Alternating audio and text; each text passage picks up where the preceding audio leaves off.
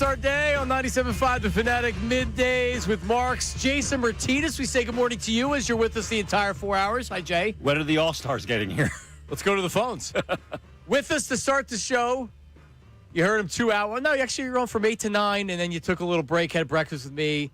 Harry Mays joins us, Harry. Yeah, great to be here, man. I mean, I haven't been in the same room with Jason in a long time. Since 2018. We've been in places together, but Just not we on haven't the done air. a show together. Yeah, not done a show. Like we do the podcast, but we're in each other's homes. Yeah. You know? Yeah, no, you weren't in studio here at 97.5 The Fanatic doing a show together. Yeah. And next Thursday, I'm off, Jason. Yeah. And my daughter's getting her tonsils out. We're trying to figure out who's filling in that day. So why do you need off if she's getting her tonsils? Exactly. Would you like to answer that, Andrew, as Andrew Salciunas joins us? Yeah, you got to bring the popsicles over to her or whatever to make her feel better. Because she's going to be going under anesthesia at 9 o'clock in the morning. Yeah, she'll come out when you're done the show. And I am not going to I'm not going to tell my wife, you're in charge of doing that by yourself. I'm going to go be with my daughter, my 4-year-old. Oh, she's 4? She's going under, huh? How old is she? 4. Little Bella. Yeah, I got you. Don't worry. She snores Ray still has a lot to learn. louder than So she's got the deviated septum. she's got big tonsils. Okay. So when she gets sick, you can hear her snoring on the monitor we still have in her room. You can Gotcha. So anyway, I was asking, I'm like, maybe Jason and Harry could fill in next Thursday. And you were like, that's awesome. But then Harry, let me check. Yeah, Harry. Harry, I'm not available. Not I'm not available. available. No explanation. Well, Nothing else. you don't need an explanation. I do need an No, explanation. you don't. Yes, I do.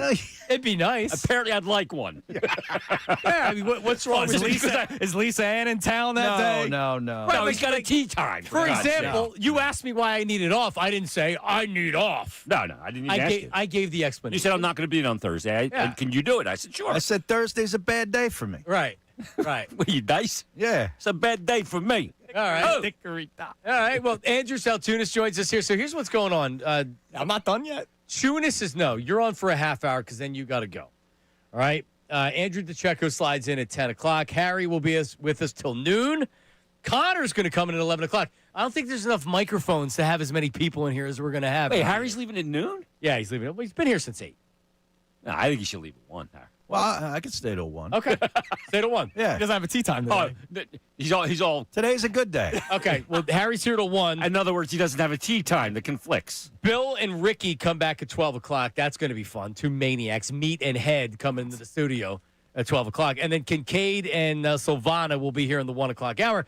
We have Flyers tickets. Jason, I don't give away tickets. People have to earn it. All right. And in this case, you guys are going to have to earn it. You're going to align yourself with texters and callers, and we're going to play Flyer in the envelope for a pair of Flyers tickets that's coming up here in the next couple That's of for weeks. McDavid, Wow. too, right? That's the Oiler Edmonton game. Come on. Now, does the winner get to walk through the player's entrance with Jason when you arrive at the barn? No, they No? don't. They do don't? not. I was going to text you a picture the other day of my arrival, Harry. Harry got up in arms because he said, why do you go in through the player's entrance? I said, that's the way I walk in the building. Yeah. He said, but you're not a player. It's the player's entrance. Right. You're not a player. Why can't you use the median entrance? Right.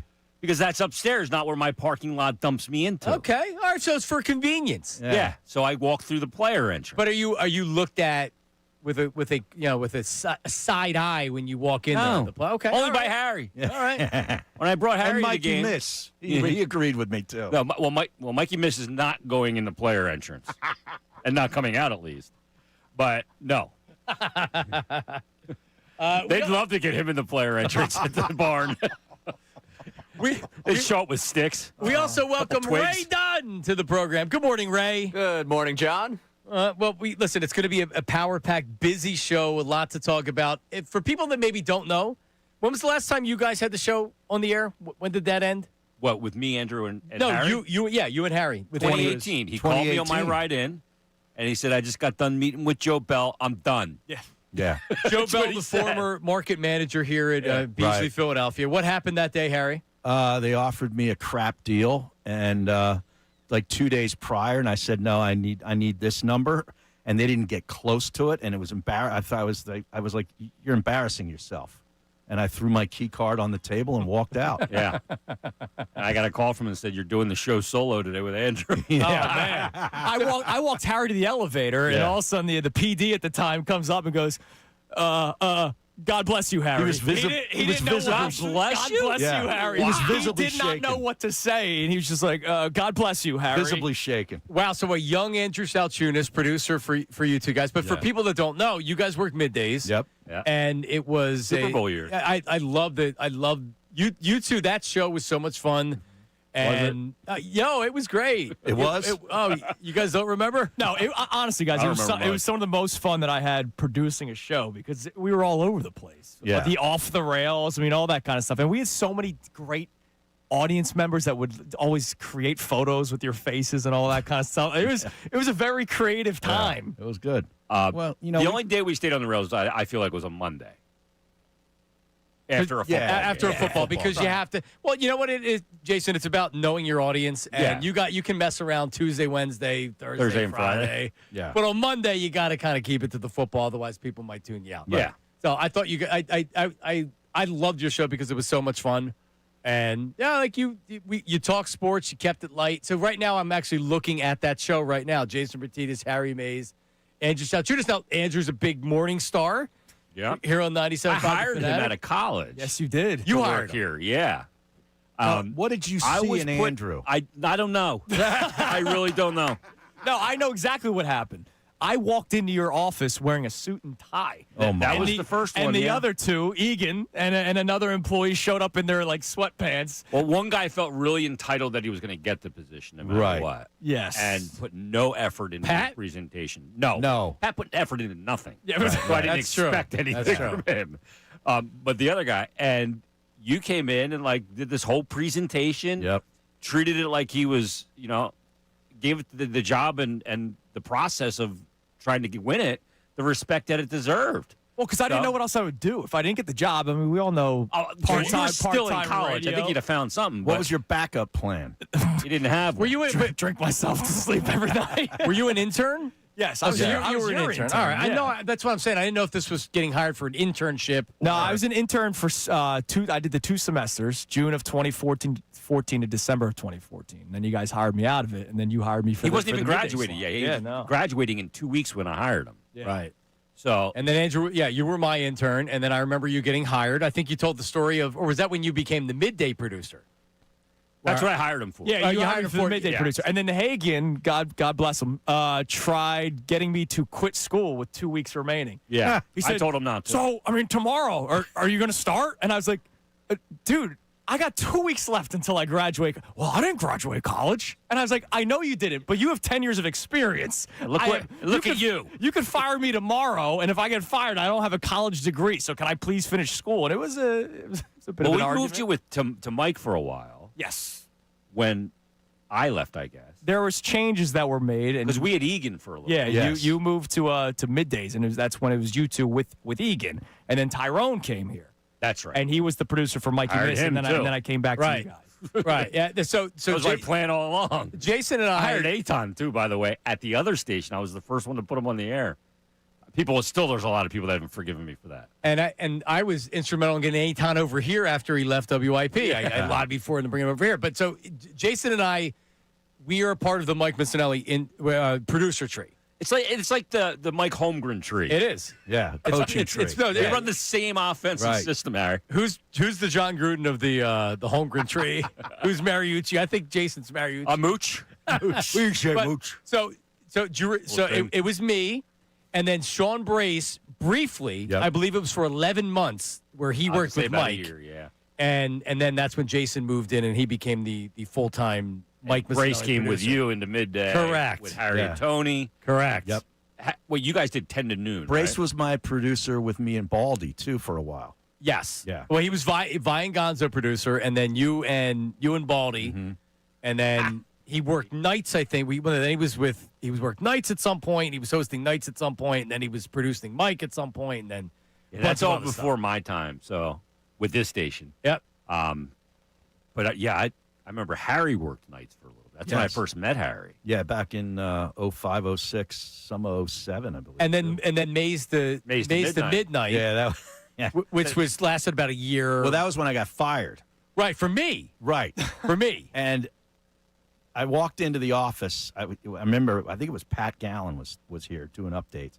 And he said, Matt wants you in his office. And I'm like, this That's was the wrong weird. guy. This was weird. So I walk in and I open up the door, and there's John Fulham sitting there, who was the boss.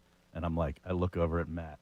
And it was like you were getting you were getting killed. Yeah. You know, it was like Pesci thinking he's going to get made, and then he got whacked. Right. That's what it was like. At least you knew you were getting whacked when you walked in. I knew initially, immediately, and then I said the next day I had created this role for Schwartzman on at night from 10 to midnight, and after games, like I had Schwartzman present that as an idea to Matt, and he sold him on it.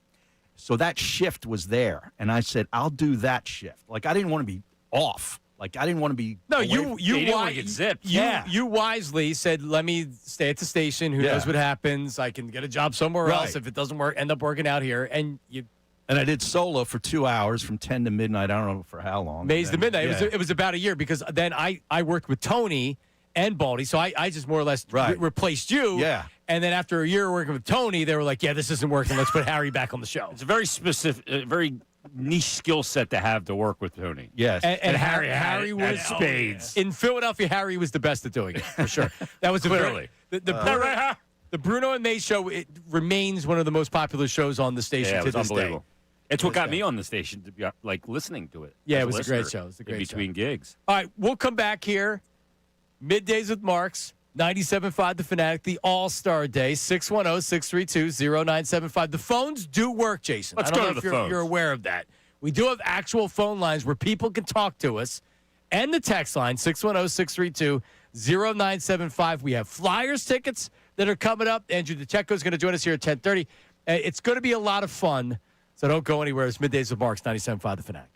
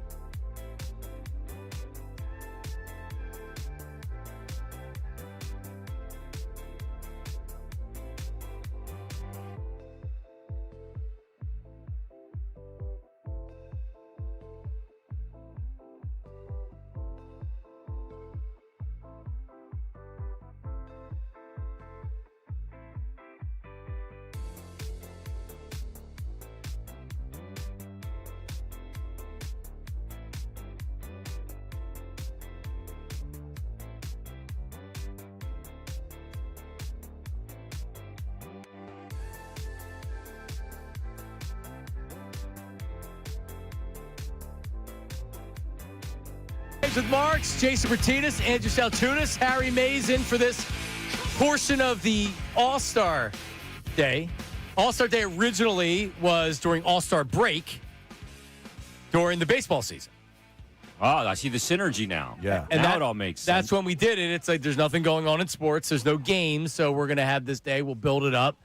So was Harry a part of the All-Star days? Yeah. Yeah. Oh, you didn't take vacation then? No, I was part of it. Oh. Yeah, Lenny Dykstra was Harry tells the story. Lenny Dykstra wanted to fight Harry during one of the I All-Star remember that. days. That got awkward. Yeah. Yeah. It did. I ripped him on the air. Remember and he his came agent in, got he's mad. like a sack of potatoes when he came in and sat down. Well, one of our Fanatic trivia questions that I gave on the mornings today was who was the guest that stole money from our former program director Yeah. by running up his hotel bill. Right. No, honestly, Lenny, I remember that. I almost pitied him because he was drooling and like he really needed like a bib, like he was a baby. Yeah, he looked like a sack of crap. He did. He looked terrible. And that was a long time. It was ago. it was jolting. Yeah. Because I was like, woof. Dude, you like really look bad. Well, when you rot your brain on drugs for as many years as yeah. he did, that's what's going to happen. Yeah, let's face it, he wasn't quite the Mensa before. He was not. No, he was not known for his intelligence. He was a outside great of the player, field. though, man. He was a great player. I love He watching was. him play. For sure. All right, we have Throwback. a rapid 5 questions. 5 sports questions you have to answer and explain your reasoning in under 30 seconds. And since you're leaving at 10:30, we're going to get it to you because we have to bring it back to sports, Jason. If I don't mention the Eagles within 15 minutes, Let's get it back to the Eagles, Yeah, as our exactly. old buddy Yeah. Robbie E would say. Right. The program's director, they start like convulsing. They can't handle it. Yeah. They can't handle it. So this is for Andrew Salciunas All right right. now. And you put him on the clock here, Ray? As soon as you finish the question, the timer will start. All right. Oh. Rapid 5 for Salciunas. If the Eagles don't repeat, what would be the reason why? It would be because the offense just can't figure it out. And that's Kevin Patullo and the offensive coordinator. And it's just the 18th OC that Jalen Hurts has dealt with, and that's why. All right. Jalen Hurts is a top blank quarterback. Top 7, and he's not in the top 4. Who is most responsible for the Phillies' loss to the Dodgers? The top 3, Schwarber, Turner, and Harper, peeing themselves. 2019 team aside, what was the best team Joel Embiid played with? The one with James Harden, where the two of them, James Harden and Joel Embiid, were 5 minutes away from beating the Celtics, and then they fell apart, And then they got rid of Harden in the offseason. which they never should have done, and I stand by today. That was Joel Embiid's best season and the only true point guard he's ever played with. Look at Harden. You remember he hit that 1-3. Joel kicked it out to him, and he hit that 1-3 baseline. Yeah, that team should have been the Celtics and moved on, but they fell apart. Did you play the song that day? Not the day they lost, that's for sure. Did you play the song? If you could bring any athlete to Philly, who would it be? Shohei Ohtani. I did a show 2-3 years ago when he was still with the Angels.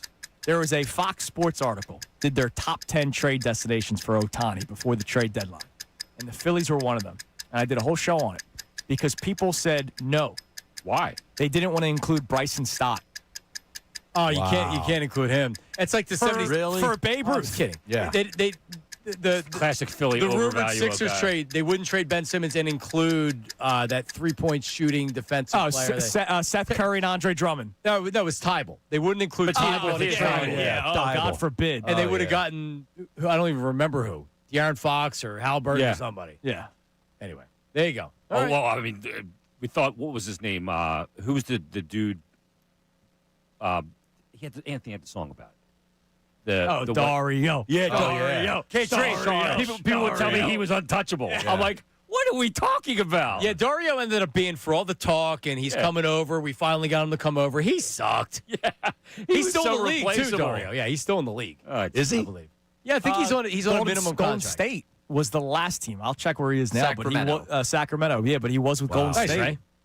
Yeah. All right, so let me take issue with a couple of your answers. Would you stop with the Patullo stuff? I know it's a whole show bit and whatever. Can you stop with the Patullo stuff? Have you had fun watching this offense with A.J. Brown and Jalen Hurts and Devontae Smith? And I feel like I'm watching Temple football pre-Coach Keeler. Is that so? That's Kevin Patullo. That's not Jalen Hurts, and that's not what this Did I offense not does? say the offense and Kevin Patullo? But you brought up Kevin Patullo. Yeah, because I think he's been the main culprit. But I have not believed that Jalen Hurts has played necessarily well up until the Minnesota game when he was freaking Superman. Let me ask you a question. Do you believe Kevin Patullo everybody says they sit down at the meeting. They're like, okay, KP, what are we doing this week? You What do think we that got? you're dealing with John Oh, Gruden or Andy Sirianni's Reid? a part of it too, and Nick all right. Sirianni's a real offensive genius too. Right, but I mean that's honestly more of the problem is that you don't have an actual offense that you're running. It's the Sirianni offense, which isn't a real offense. I'm the smartest coach in the world. They're running the Jalen Hurts offense, and the Jalen Hurts offense is an offense that it takes time. Kellen Moore last year, everybody wanted to fire Kellen Moore through the first 4 games until they figured out their identity of the offense, and that's what they've done so far. Andrew, just so you know, the Eagles are the top team in the NFC right now. Yes, they are. They're 6-2, number 1 seed, absolutely. But you asked me if they don't win, and I gave you my answer, Mr. Marks. Okay, all right. I don't So necessarily good. disagree with his answer. Maybe not to the degree that he said it, but I feel like the thing that's going to hold them back is themselves, is the rift between A.J. Brown. It's going to become too much of a distraction. Harry, go ahead. You can finish. Sorry. I think Harry probably agrees with me. What they won't win? Like, why wouldn't they win? They won't be able to run the football consistently. See, that's good too. I agree with Harry. Yeah. The offensive line's too banged up. Last year, it was when Kevin Foley joined us, former NFL Films guy. He had said that what you had last year with the Eagles, from the offensive line to Saquon Barkley to A.J. Brown to Perfect storm. Devontae Smith to what was going on defense, is a once-in-a-lifetime team. Yep. Generational. And that's what you saw. And this year, you see with the offensive line banged up, Saquon's not able to get the same running room. Like He's probably not the same guy, too, frankly. He had 2,000 A carries. lot of touches. Yeah, 2,000 yards last year. And the postseason touches. Think about how many times he touched it in the postseason. And It's like 425 times or something. Andrew DeCecco, we talked about this previously. Everybody talks about the carries for Saquon Barkley. The offensive linemen run blocking that much and playing that many snaps, and the tush push has great stress. There's on the offensive article. line. It was E.J. Smith, who does a great job covering the Eagles. He sat down with Jordan Mailata, and Mailata straight up said, like, yeah, my body did not recover the way that it did in OTAs because of everything that we did last year. You played longer. You played more games. More physical. Yeah, it was Tush more push is hard on Oh, those yeah, guys. absolutely. Yeah. For sure. I totally believe that. Jalen Hurts is the most difficult quarterback to judge. Like when you're talking about a top 5 or a That's top why he's not 10. 4, right? Like, he can't be Allen or Burrow or Lamar or Mahomes. He's just not. Allen, Burrow. Lamar Those Jackson. 4, Lamar Jackson. not that order. Mahomes is number 1. No. I'm just trying to think the 4 that you gave. And my initial reaction is you're right. Yeah. But then you look at Lamar Jackson in any playoff game, and small. you're saying to yourself, like, all right, when the light's shining the brightest, another defensive coordinator has figured out how to stop the offense. Right. And that's why it's tough to judge, because the intangible of Jalen Hurts in the Super Bowls, he outplays Pat Mahomes in 2 Super Bowls. But sometimes when I watch regular season games, it's like, damn, he can't even throw the ball. I saw a tweet from a guy that covers the NFL. I forget who it was. And a couple weeks ago, his child said, "Is Jalen Hurts good?" Asked his dad, who covers the NFL, "Is Jalen Hurts a good quarterback?" And he said it took him 30 minutes to answer the question. Because it's not a simple answer. It's hard. Yeah. See, I don't think it's that complicated. The guy wins. He wins Right, games. he wins. Yes. He I don't wins think it's- games. I think we overcomplicate the assessment of him. Yeah. But I'd like, Because it's not like pretty. It's not pretty Yeah. most weeks. You're right. if he's a Bill, if he's a Buffalo Bill, or did the Bills make a Super Bowl appearance? Probably not. No, probably not. Probably not. Probably not. No, If Josh Allen is an Eagle, do they win a Yes. Super Bowl? Yes. Yes. probably. I agree. Maybe not Lamar Jackson, but Yeah, I mean, like, Or Burrow. I think you like. So if Jalen Hurts was a 49er in that offense that Kyle Shanahan likes, would they be? Would they They'd be be a better. good? And because Kyle Shanahan would look at him and say, "Here's what I need to do with this player." Shanahan can On win utility. with basically anybody. I Right. think. Yeah. he would use the To a- utility to right. an extent. Yeah. Right. That's why you shouldn't have paid Brock Purdy $256 million. Right. So like he's difficult to judge when you're looking, because so many people, they'd rather have Jalen Hurts. There's nuance to him. They'd rather have the Eagles lose in the wild card round or in their first playoff game and have Jalen Hurts throw for 375 yards and go down throwing the ball than actually winning games. Because it's who else does that? Who else plays the way that Jalen Hurts plays and wins in recent memory? Throws for 130 yards. And doesn't goes care. 21 and 26, right? They don't care.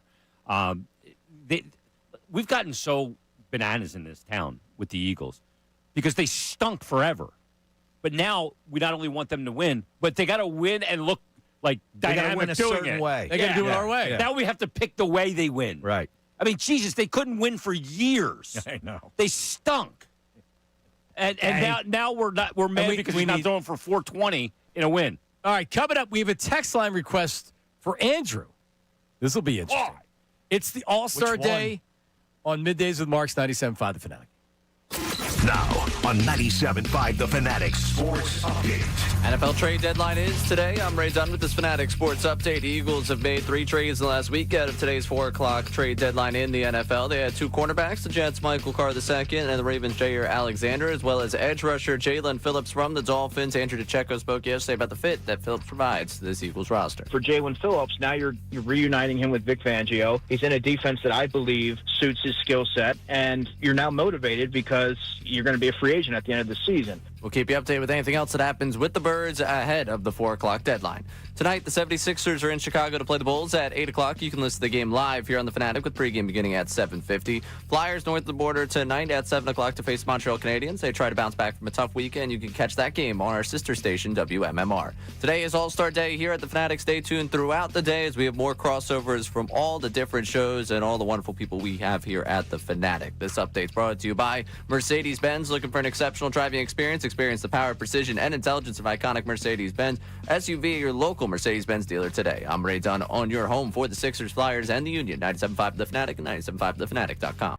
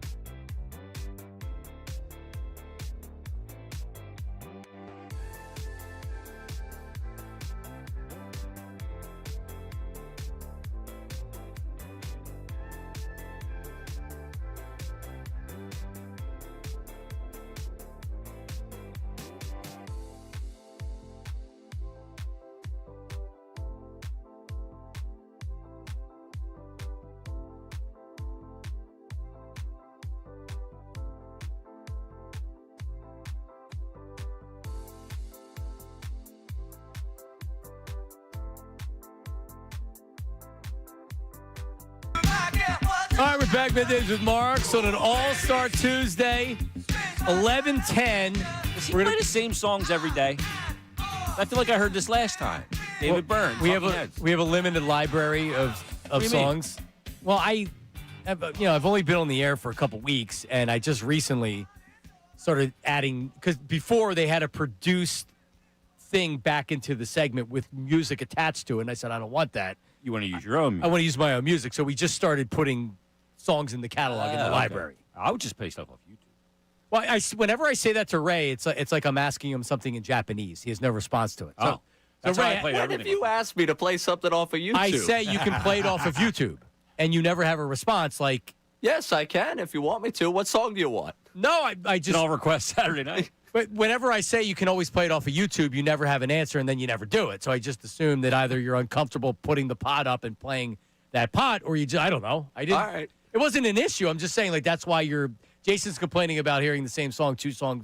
Yesterday, Well, I we heard had, the Rage song, too. wait, so yesterday, because of something that was going on with the system, we played the same songs over and over and over again. There were only 3 songs that played over and over and over again. Oh, my goodness. And I said, what are we doing? It was a technical glitch that was going on. Oh, okay. But anyway, Andrew DeCecco joins us in studio. Good morning, Andrew. Good morning. How's everybody? Good. Good. Now, before Salciunas gets Before you out of kick here, me out. because he's coming back later, Yeah, I'm going to go have a few beers. what is the request for Salciunas on the text line?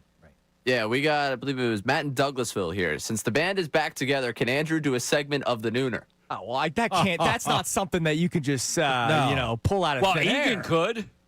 He could non-plan his segment like the best of them. No, dude, you gotta have the stories. Yeah. He prepared. just produced a 4-hour show with a lot of great segments. Yeah. This dude, he's got no more fastballs left. Oh, I think I hired him. I thought you did a really good job on the Hall of Maze, by the way. That Did was you unbelievable. like that? Definitely. Yeah. See, this is I said it earlier. This is why, firing hosts and producers all the time is a bad thing, because you lose archives, man. And the fact that they Well, have you not don't have kicked, to. they haven't kicked me out yet. I had all Harry's. Yeah, you don't have to, but when a bunch of us left, Camille decided to start zipping everything out of the thing, it was going to get him a one-way ticket into heaven. He definitely took great joy in probably looking at something and being like, yep, I'm getting this one out of here. I'm Where's getting all the that one Bernie out of there. stuff? It's in there. Oh, Yes? those drops have never gone away. Yeah, Yeah, those okay. drops never disappeared. There's Arthur. Correct. Is my board still on there? Hello. Martinez 1, 2, 3. I would imagine you I had thought you that had was like Mike Miss. you had like 16 of them. Yeah, I did. That's Mike Miss 1, 2, 3, which would be yours. Yeah, but- probably. Yeah. No, but things have been added to it, like Doc Rivers. You weren't. I don't know you how to weren't get any doing of the. Show me during the break, Andrew, how to get the board up. Well, it wasn't working yesterday. Well, nothing worked. No, but here's the thing, and I look at Ray. I said yesterday, Same 3 songs. Pull The the- board doesn't work. pull the board up. Mr. And he's like, I can't pull the board up. It wasn't letting me pull the board up over there. So did you send an email to engineering?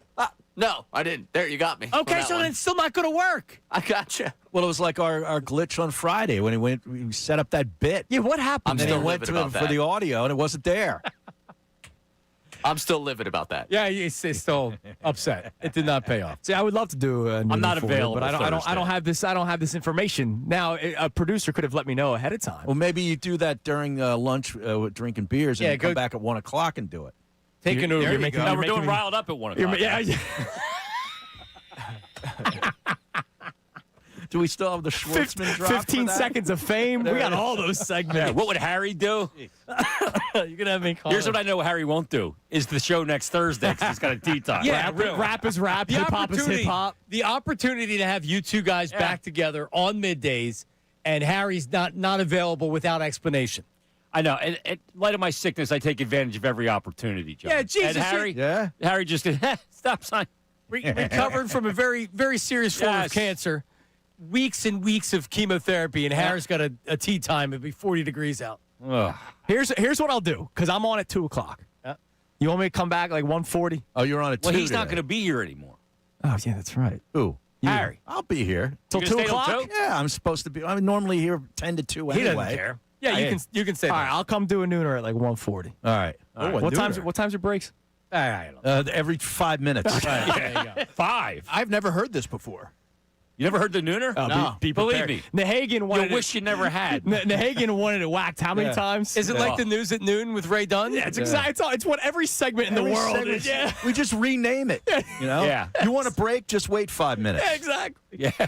And what was the riled up segment you were talking about? It was our version of Sound off. Sound off. Yeah. We just people called. But then we had the 15 And seconds left a of message. fame. That was the app, right? Remember, Right, people would right. leave the messages over the app. I got a message from a famous riled up caller on Twitter, Gabriel. Oh, is that right? Yeah, because Gabe got the head job now. Did you see this? Where? What is it, Miami? Yeah, I think you're right. Yeah, he got the general manager gig. Oh, that Gabe. Yes, Gabe Kaplan. Yes. Yeah. Yeah, it was just, it just yeah. came out. Marlins? Yes. Yes. Oh, you didn't see that? No, he's actually perfect for it. Oh, So he's he perfect won't for have that any town. money. Yeah, He'll right. be sunning his stones Well, with the actually- coconut oil. actually- Wear a thong. Yeah. Joining us right now, funny that you mentioned that. Joining us right now, the new general manager of the Miami Marlins, Gabe Kaplan, joins us. Gabe. My. One of the I've done Gabe in a long time, so I don't have a lot of actual. Sounds a lot like George Takei. It's a mixture of George Takei and Tom Brady. That's actually what it is. Guys were dripping with sweat was one of his best lines. I love to lick. Did he lick ice cream or something? Yes, he was into ice And he would cream. spit it out. And he spit it out. Yeah. And the other thing I know how to say, ooh. So I interviewed Gabe live at one of the whatever the event is they have during the season where fans come out or whatever. Yeah. And he came in that he came in that little thing that they have at the broadcast area. thing. Whatever it is. Oh, the broadcast. The broadcast booth that they have on the concourse. at the stadium on the concourse, and he comes in and I asked him about the spitting out the ice cream thing. He wanted nothing to do with having fun with the potato. Oh, 'cause really? We'd only eat one potato chip or something. Yeah. And he would put ice cream in his mouth and he would spit it out. Just But to he get would the eat one taste. potaty chip to prove that he didn't have to eat two. Correct. It was like a That he mind had the control willpower, thing. yes. Yeah. He had the willpower. There was a story of him when he was with the Giants, and they gave him a steak with candles in it for his birthday because he didn't eat cake. You can find it online. They gave him a steak, and he refused to eat it. And when the players were asking, why didn't you eat it? The next day he was interviewed about it for his pregame availability. He goes, because it was my choice, and I wanted the guys to know that you never have to do what people expect you to do. Oh my. And Yeah, I think well, I'm not that's gonna when run out this that's when they ground ball. collapsed because guys were like, dude, this guy's weird. Yeah, that's very That's weird. why Mike McDaniel's failing because at some point, weird, you can't overcome weird. Yeah. All right. Well, wearing my aviators. Andrew, go enjoy some beers. We'll talk to you coming up here in a little bit. Coming up next, and by the way, we have 11:10. We have the flyer in the envelope. So And- am I doing this, or what are we doing here? So I'll explain coming up next segment, All right. but we do have a pair of tickets to give away. Everybody on the panel is going to be involved. Connor's going to come in at 11 o'clock. Middays with Marks on 97.5 The Fanatic. What does Andrew DeCecco do for fun? We'll find out next. Don't go anywhere. Hey, it's Ray Dunn and FanDuel in partnership with Valley Forge has put you in control right from NBA tip-off because every day to start the season, you get to choose your reward. So take your shot with a profit boost, play it cool with a no-sweat bet, or get a little backup with a bet-back token.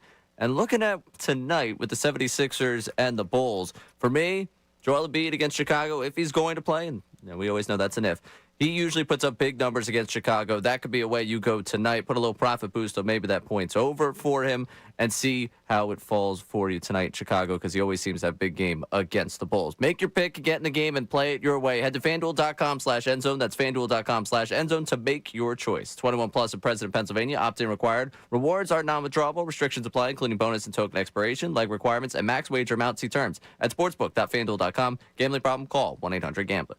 The Fanatic's Andrew DeCecco, the Philadelphia Inquirer's Jeff McClain, and ESPN's Tim McManus. The best Eagles mind.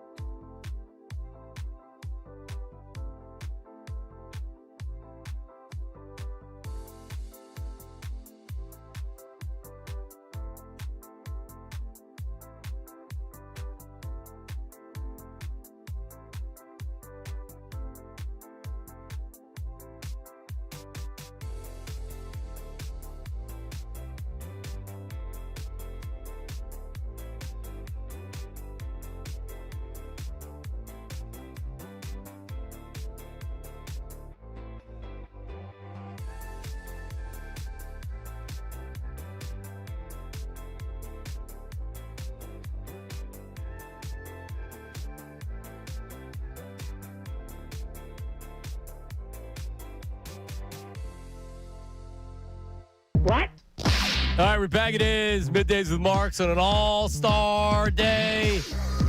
Jason Martinez with us the entire show. I guess Harry's staying the entire show as well. Yeah, because he's not going to do Thursday. He's more than welcome. And Andrew DeCecco joins us. Andrew DeCecco, what do you do for fun? Well, I'm the kind of person where I'll do a lot of things solo because I feel like if you make plans with a lot of people, they'll bail on you or they'll want to do something, and that might not align with what you want to do. So I'll do road trips. I travel. I'm a big traveler. I like to cook, work out, and spend time with family. Wait, you go on road trips by yourself? Yeah, I enjoy it. Really? Where do you go? New England, anywhere in the New England area. Like, I'll get in the car and just go, John. And I love doing it because it's peaceful. It's just me and music. And Are you burying bodies somewhere? What exactly are you What do doing? you go, look at I'll the just, fall like, leaves so, like, or something? No, Like, no. So, like, I one day was like, I'm going to go to Springfield, Massachusetts. Stay at the hotel right across the street. Why, from the Hall of Fame? From the Basketball Hall of Fame. Then the next day, I went to Treehouse Brewing. Okay. And I tried, some pizza spots out there, and then I went home. By yourself? It was a couple of summers ago, yeah. Oh, all right. That's interesting. I just like doing that kind of stuff because, spur of the moment. All right. That's good. Jason, you don't do anything similar, I don't think, right? Are you driving, looking at the leaves? Drive to Penn State, looking at the leaves? No. It's a great time to do that, though, driving to Penn foliage, State. yeah. Beautiful. I have all these pictures. I was taking pictures the other day in the car. I found that I'm like turning into like a really old person. I take pictures of everything. Like I go to the grocery store and I take pictures of things and send them to my wife. What? I have no idea why, Harry. Well, what do you What do take you a mean? picture of in the grocery store? Like some new thing that I found. Like, what, like a meat display yeah, or like, look at something? these meatballs or something. Oh, so you'll be like, this Anything. is a really great idea, hon. Let me I hear. Look at guarantee I this. can pull one up now. I guarantee I can Like pull a vegan pizza or something? Like, What exactly are no, you we doing? don't do vegan. I don't know what the hell you're What, talking what are about. you in, like, the organic aisle? No, I don't go in the Something like organic that, aisle. Harry. That whole Frozen green organic pizza? aisle, I'm out on, Harry. Yeah? Yeah. Well, all right. Well, there you go. I got pictures. Like I was taking pictures in the car the other day of the beautiful foliage. Oh, it's beautiful. Yeah. Like, While you you're just gotta live driving? there. It's Yeah. pretty safe. But you put it on Facebook? No, I didn't put it on anything actually. No? He did Okay. it for himself. So this Harry. is what I sent my wife the other day. That's a beautiful corn chowder with cheese and bacon. Did she offer to make it for you? No. I bought it. Oh, you bought Costco. it? Oh, okay. I was like, look how beautiful this corn chowder. Jason is definitely the guy that enjoys going and getting a nice bowl of soup. Yeah. And getting yeah. all crackers. Yeah, he loves Yeah, the soup. you mash the crackers up, the whole thing. Yeah, there's nothing wrong with that. Yeah. I like a soup. Yeah, Absolutely. This time of year, you kidding me? Oh, Gabe not enough loves soup in the world, John. All right. Well, Let's go to break. So let me, Let's get some pasta fagioli, yeah. all right. So Andrew is our Eagles insider. Jason Martinez and Harry Mays do a Lock on Eagles podcast. So I'm dealing with Eagles royalty here. I mean, you Yeah. guys know more Eagles than your average three, I think. I don't know about that. Me neither. At least not me. I'm just saying. But so top 5 Eagles quarterbacks of all time. You can write it down. Get your pencil out. We and just write go it down. 3. Like, Okay. you need to Yeah, do okay, 5. Yes, you have to do 5. You have my to do 5. God. Top Number 5 will always love you. top 5 Eagles quarterbacks of all time. There's a pen. I just threw it to you. Hold up. All I right. don't have any paper. Top The 5? Checo is writing them down right now. Yes, and I'm just going to type them in a draft. you can do it. I just say sometimes for me it helps if you write them down, and then you're able to do it. You can start with 5. And DeCecco is are you I'm penned thinking. all of them? You're thinking. I'm putting them down, and now I got to order them. So there's obviously Jalen Hurts, Donovan McNabb. I believe you have to strongly consider Nick Foles, Let's make some noise, come on. Randall Cunningham, Ron Jaworski. Some people would put Michael Vick on the list, although I wouldn't. There's Kevin Cobb. No, I'm There's kidding. No, but there. I mean, there haven't been a lot of great quarterbacks because when you go through the Ty Detmers and the Rodney Rodney Peete. Peets and Bubby Bristers Well, and Ty Detmer, too. Mike Ty McMahon. Detmer, Mike McMahon. So Yeah. all right, Jim McMahon. Jim McMahon. Jim McMahon, Harry, not Jim McMahon. McMahon, Harry. All right, so the number 1 on your list, and we're going to start with number 1 because I don't really care about number 5. Number 1 on your list is who? And I'll give you mine. It's Jalen Hurts, and Yeah, it's not mine's even Hurts. close. Yeah, mine's Hurts. Yeah, mine's Hurts. DeCecco? Yeah, Jalen Hurts. Jalen Hurts, number 1. Yeah, that's how I had to. Damn. That sounds like a DNA thing. Ray, you agree? Jalen Hurts, number 1? Has to be. Okay. Been to 2 Super Bowls, won a Super Bowl. Number 2 Got on your MVP in the Super Bowl. number 2 on your list. Donovan McNabb. That's who I have. Yeah, same with him. Donovan McNabb, number 2. I go Nick Foles. 3? Let's make some noise. No, I go come Nick on. Foles too. Oh, you have him ahead of McNabb. Donovan McNabb It's a 5 NFC championship. Threw and lost 4 of them. Threw up in the Super Bowl. He had a better career than Nick Foles in the regular season. He also played a big part in the Andy Reid era, carrying the Eagles back to relevance. Yeah, consider sample size. He won a lot of. This is not going to be a popular opinion. I understand that. It is without Andy Reid, is Donovan McNabb still a good quarterback? Donovan McNabb's a good quarterback. I think a lot of people sell early Donovan McNabb short. He was a dynamic player. Yeah. All right, but Andy Reid is winning no matter where Andy Reid goes. The Eagles' success during that time was more because of Andy Reid than it was about Donovan McNabb. Donovan McNabb was a good quarterback, and he should be considered on this list. Nick Foles won a Super Bowl and was the Super Bowl MVP and beat Tom Brady. And also another year went to the Pro Bowl and was Pro Bowl MVP. 42-4 he was that year. 42 touchdowns or like 42-7, like touchdown. It was something crazy. It was an insane number. It was something crazy. Yeah, let's make some noise. Come on. That's the Nick Foles at the Pro Bowl. Let's make some noise. Come on. But you give the stock answer of Donovan McNabb, even though he came up small in the biggest moments. Okay. Well, there's a lot of games he came up big in. Just to get to those games. Yeah.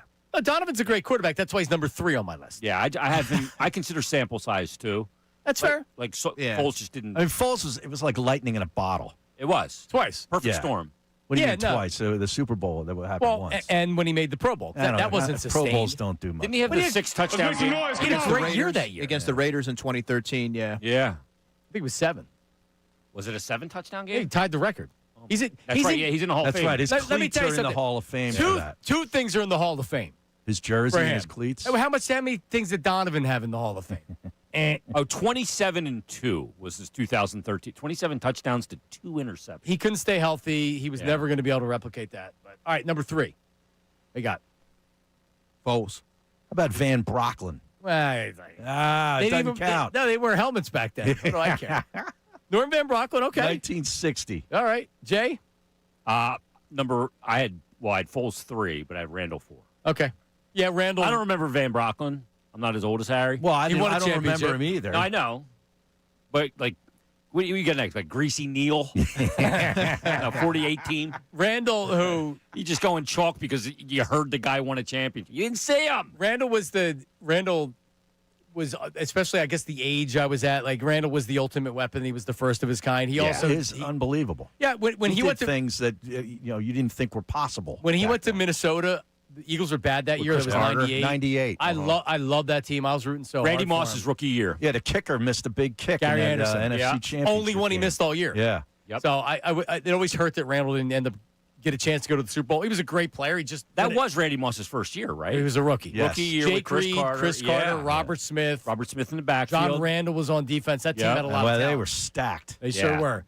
But he never and then when John Gruden came in with Ray Rhodes and they had a complex offense, it wasn't working out for Randall. But I always loved Randall. Yeah. I have him number 4. And Jaws. I mean, if you're 5 keeping for me. Van Brocklin out, you got to go Jaws, right? Yeah, Yeah. I have Jaws, and like I didn't even get to Van Brock because I didn't even think I wasn't alive. I just for it. threw it in there for. Yeah, I know. Because you're the old guy. Yeah. I know. You remember But I'm him not as a even that kid. old. Yeah, you remember as a kid. You're not that young either. All right, Like coming Andrew up. referring to himself during the morning show as the old guy. yeah. I sent Harry a text. I said, if he refers to himself as the old guy one more time, I'm going to fight him. He's He not. will. Just because you have a kid doesn't mean you're old. It does not. It does Him, not. him referring to himself as, oh, yeah, I'm one of the old guys. No, you're not. You're still I younger hired than you kid. in college He's when like I was 6 years younger than me. Yeah. And you're not the old guy. All right, coming up. Grab bag for another question. So we're going to go to the Okay. grab bag. Also, flyer in the envelope's coming up at 11:10. It's All-Star Day, Middays with Marks, 97.5 The Fanatic. Now on 97.5 The Fanatic Sports Update.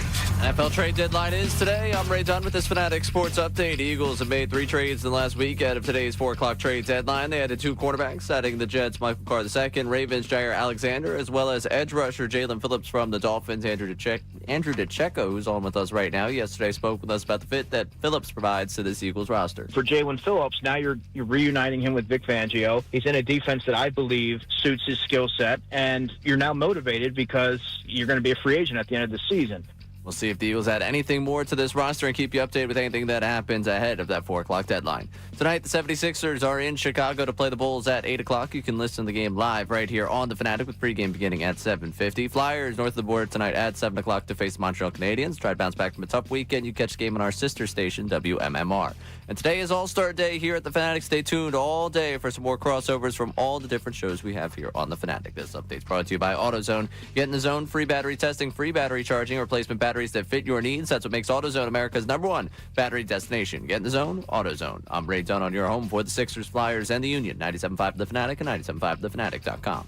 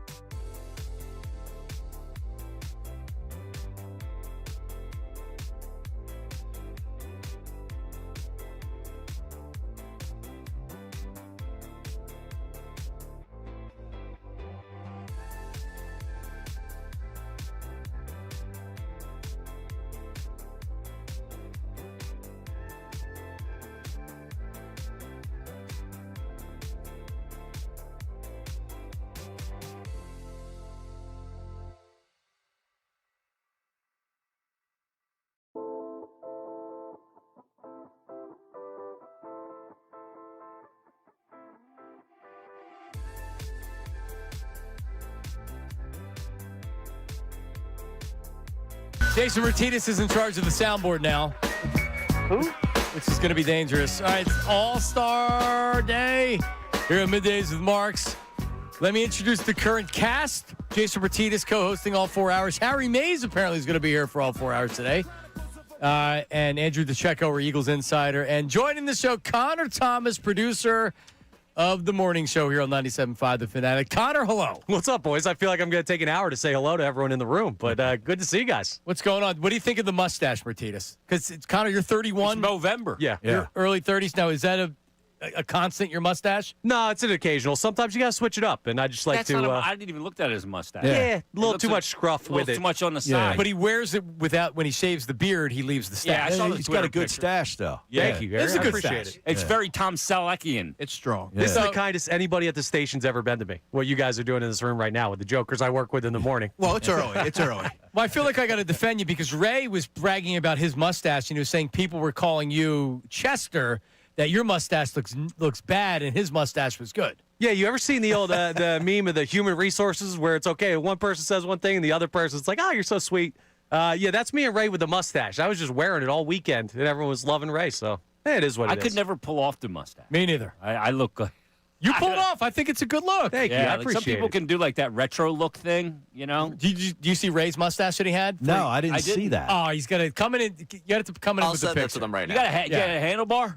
No, but it's a nice full. He was Ron Burgundy for Halloween, and he's got a nice bushy fur mustache, red one. Yeah, Right. he looked like Farva from Super Troopers.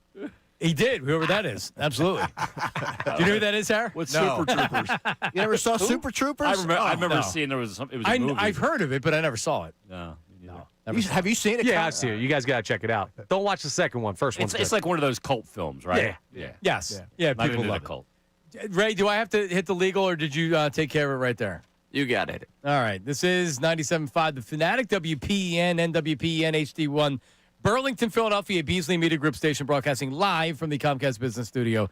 Powering possibilities. All right, so let me explain. We have Flyers tickets, a pair of Flyers tickets that we're giving away. All right, but we're not giving them away. People got to earn it. But you So guys, what did we do last week? Was that thing, that 5 questions that I so did? you and Vito went head to head. That's I right. called it the Battle of the Stepfords, but that wasn't. People didn't appreciate that. I got a bunch of mean. Oh, did you? Well, I guess in modern day it's hate mail. We would used to call it hate mail, but it's Yeah. people in the DMs that are angry at The me. digital, because you called me a Stepford. Which is I'm just trying to have a how, little bit of fun. how come they cared and I didn't care? I don't know. It's a good question. It's a pair of tickets to see the Flyers and the Oilers. You told me that's a pretty big game there, Jason.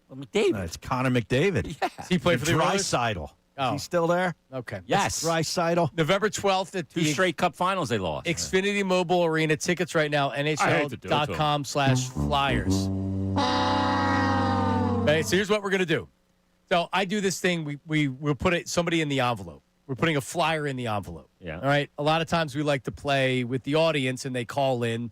They ask a yes or no question. We answer it, and then they give the guest. We're not playing with the audience today. We're playing with you guys, including Ray.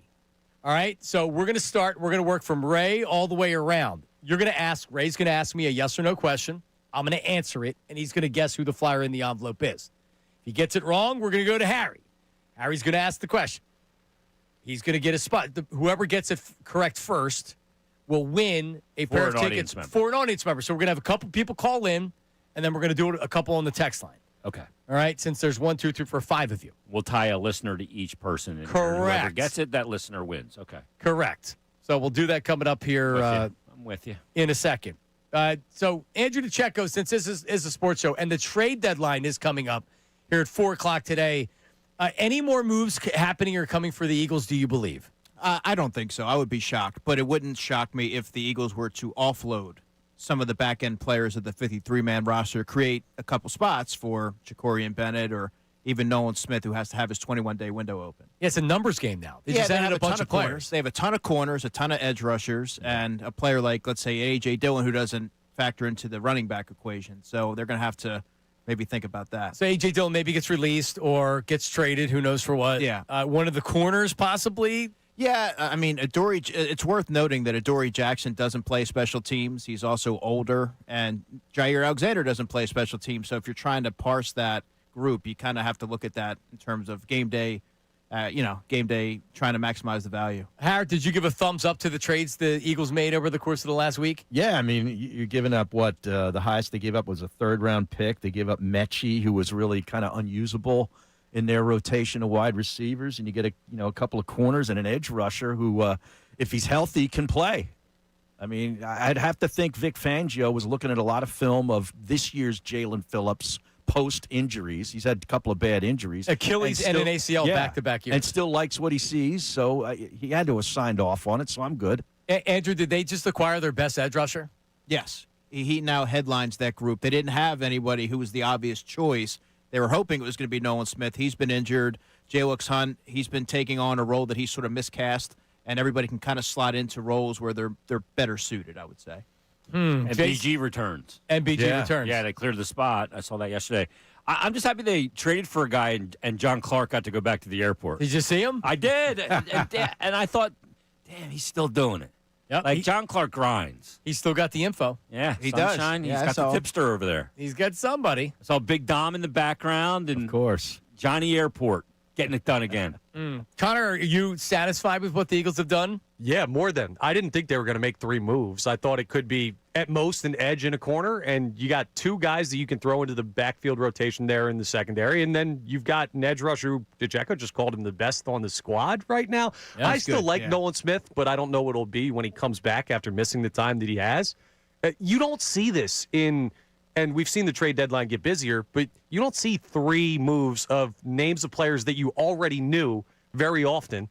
That's a good sign that the Eagles like where they're at right now. Yeah, and you know it's weird after growing up where we had an owner that said we don't want Reggie White anymore. Like, no, like we're not paying Reggie White that money. You kidding me? Free agency. We don't want to do this. Now you have a team. When people are arguing about overpaying for a player, a third-round draft pick being too much, that's awesome because it means they don't care about a trivial third-round draft pick when they can get a comp pick, and they feel like they're trying to add a piece that can win a Super Bowl. That's where the Eagles are right now. Yeah, and he played under Vic Fangio briefly 2023. before he tore his Achilles. 6 and he had games, six I and, think. Playing for him, too. 6.5 sacks and 27 pressures playing under there. So And an I think- interception. yeah, that's right. So I think now he knows what's expected of the edge rushers, and I think that's a system where he should be able to thrive. Yeah, and with Nolan Smith, I like Nolan Smith, Connor. I like him a lot, but I think he's your second best edge rusher, maybe, who's great against the run. And you got to be a high motor. You got to be a high motor player to play in Philadelphia. Here's the other thing. Jalen Carter's going to have a monster second half. Absolutely. He's I great. agree. In the first half, he's only played 6 of the 8 games. Banged up a little bit. Yeah, because he gets kicked out of the one. He misses the other with the heel and the shoulder. So he's not a ton of wear and tear on him. I think he's going to have a monster second half. And the guys on that line around him, if he does, they get all the – it's just a great situation for them because he's going to eat up so much, of the offensive line concentrating on him. It's just going to let the other guys lose. Andrew Checo, this means what for the first-round draft pick, Jahad Campbell, who had been playing mostly linebacker, and then they had to move him because you had what's his name come back? Kobe Dean, yeah. Kobe Dean come back. So what does this mean for his role? Well, he's certainly going to still factor into the mix, and I think it could be situational based where if you see a team like that wants to run heavy, you're going to see more into Kobe Dean. He played 33 snaps the previous week. But if you see a team like the Packers, who it's an offense that likes to spread teams out, that's where I think you're going to see a lot more Jahad Campbell. Yeah, Packers losing that tight end. That was a big injury. Huge. Kraft goes down. Yeah. Look, Yeah. Packers lose, Lions lose. The Cowboys just ended the division last night. Not that they were going to win it anyway. It was losing already like over. that. Yeah, losing like that was to the horrible. Cardinals at home. Yeah. They're pathetic at this Pathetic. point. It's really it kind of sucks that they're as pathetic as they are. Because you want like a rivalry means more when the games are meaningful. Like they're just a gong show. Nah, do you ever get tired of watching the Cowboys No, lose, though? no. Come on, Jace. I but don't. It helps the rivalry. It's more exciting when the teams are actually playing for something. You're playing against the Cowboys now. You're like, you're not playing for anything. Yeah, it's fine. I didn't They're even not a see the threat. game last night. It wasn't on my TV. Well, you have YouTube. Yeah. Josh Sweat, 2 sacks, 5 quarterback hits. Has 7 on the Yeah. season now, Josh Sweat. He's put together a really good season. Yeah. He has. All right, so, Ray, here's what we're going to do. We're going to take the first 3 callers on the regular phone line of 610-632-0975. Caller 1, caller 2, caller 3. 610-632-0975. You're going to pick which host you're going to align yourself with to win the Flyers tickets. So who's available? Ray, Harry, Ray, Harry, Andrew, Andrew, me. Jason, Connor. Not me. I'm the host. Yeah, no, you know the flyer. Actually, I don't. I should check and see who I'm going to pick coming up here. Oh, you So, still haven't picked somebody? First three, I'm kidding. First three on the air. All right, they'll get the pick, and then we'll take two on the text line with the guys that are left. All right, so we'll do that coming up next. It's flyer in the envelope for your chance to win a pair of Flyers tickets. That's coming up next. Middays with Marks, 97.5 The Fanatic. Sean Kincade, Andrew Salciunas.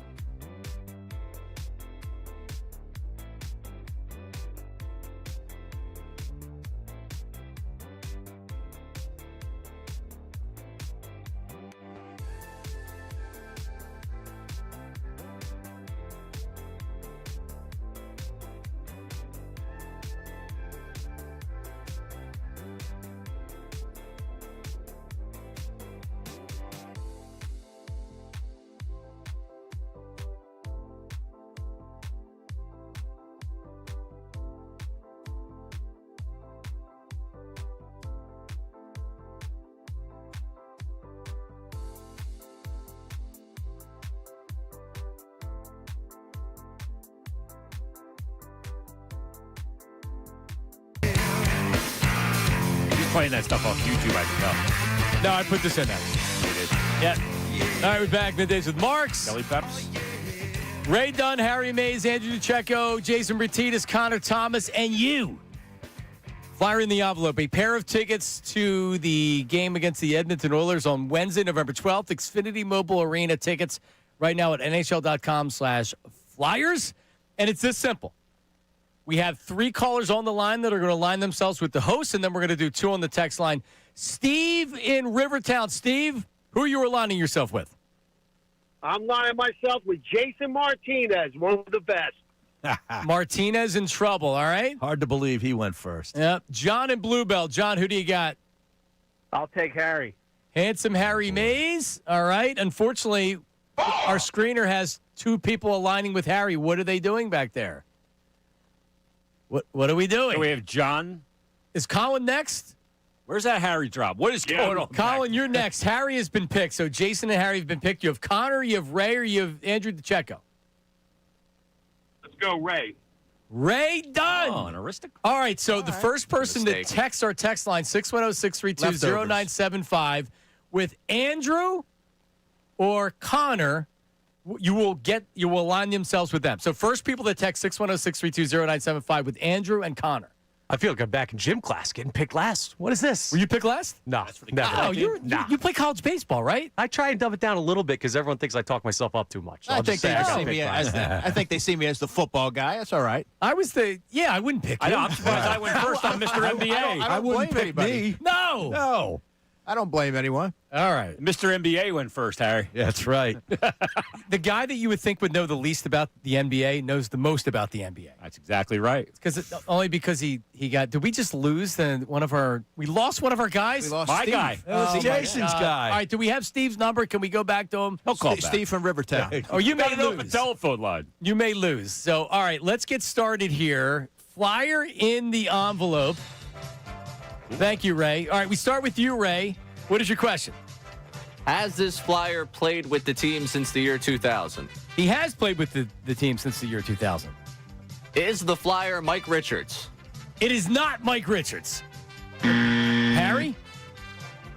Is said player a forward? He is a forward. Is it Claude Giroux? Good guess. Incorrect. None of you guys can see my computer screen. There's not like a screen that's showing right there. No. All right, Andrew DeCecco, what is your question? Did this Flyer play for Ken Hitchcock? Did this Flyer Doesn't know. When did Ken Hitchcock coach?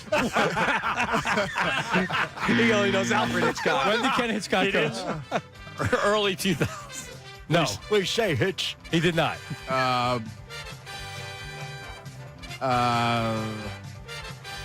3 seconds. Zap him. Don't know. Can you give a guess? Jason, what's your question? Simone Gagne. The player, was he on the team in 2010 when they went to the Stanley Cup final? He was not on the team in 2010 when they went to the Stanley Cup Is it final. Joffrey Lupul? Is it Joffrey Lupul? Lupul? Probably not somebody I would pick. No, it's not. I did it perfect. I know Connor you Thomas. couldn't pick Joffrey Lupul out of a lineup. Is the player from North America? Is the player from North America? The player is from North America. Oh, thinking we got a Canadian. That's a good question. Who can we go with post 2000? 3 seconds. Zap me. All right. I don't want to give any info. I don't want to give any info to Ray because I feel like he's close. So if you're Feel listening, like I'm close. if you're Ray's listening close. at home, and hopefully our players are listening, 610-632-0975 is the number I'd normally give, but it's been narrowed down a little bit. Sometimes you have to ask a question that helps everybody else out. Yeah. To narrow it down. Ray, go ahead. What's your question?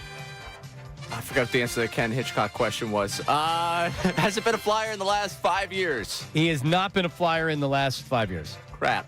I will go with. Oh, this is really good. 3 Sports seconds. Talk radio. I got. You're out. You're out. Harry, what's your question? Is he an American-born player? He is not an American-born player. All right. Braden Shen. Is it Braden Shen? It is not. No.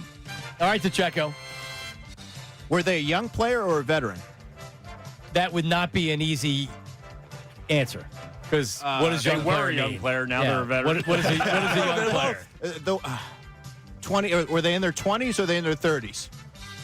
Were they in their 20s when they played for the Flyers? Were they in the 30s when they played for the Flyers? Yes. Yes and yes. Oh man. Ooh. Very briefly in their 30s. Very brief. According at least to what I'm looking at right now. He was 30 when he last played for the Flyers. Wow. 3 seconds. Zap me. All right. Martinez? 30 when he played for the Flyers. That was his last year, and he was traded that year. This is going to take longer than the hockey I know, that's season. why I'm trying to help. And he was traded that year? According to Pro Hockey Reference. Is he a French Canadian? I don't know. I don't think so. He speaks a little bit. What? I don't believe he's French Canadian. That takes a guy out that was Mark Recchi. Incorrect. No. How about some positional questions here? Come We on. got forward out of the way. Connor, you're up. Did he ever score more than 60 points in the season? He 2 times scored 60 points in a season. Wow. Good question. Where are we going? 3 here? seconds. Zap me. All right. Ray, Was he a center?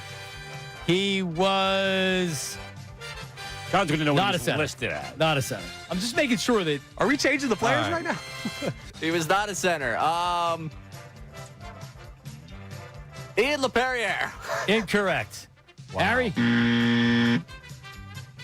I would say a very popular Philadelphia Flyer, if I could give a hint.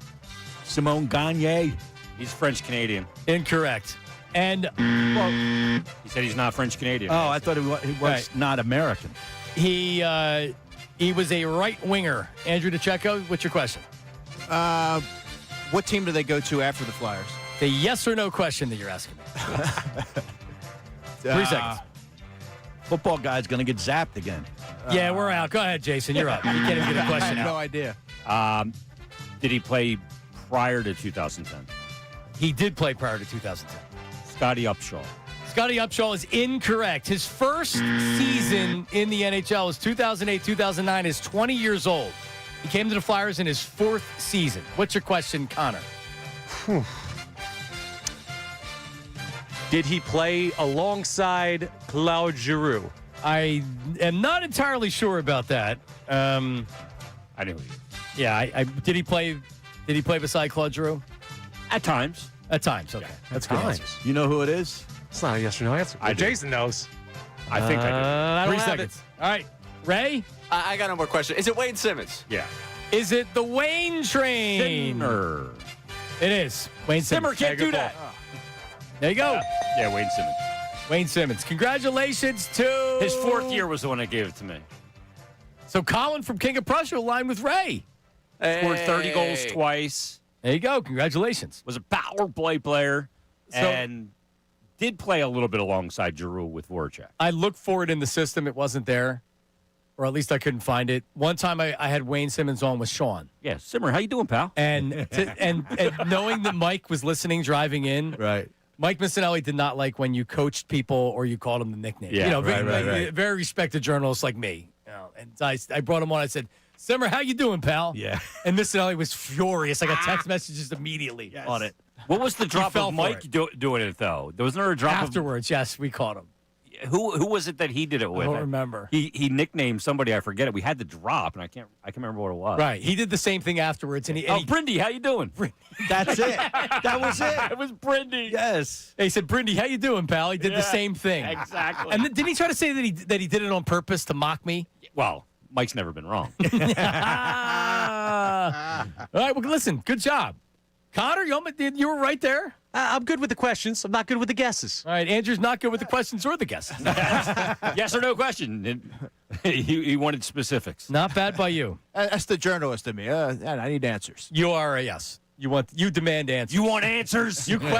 He answers the questions and questions the answers, Harry. You want answers? Absolutely once said. Worst sports radio topic. Connor Thomas, what's the worst sports radio topic of all time?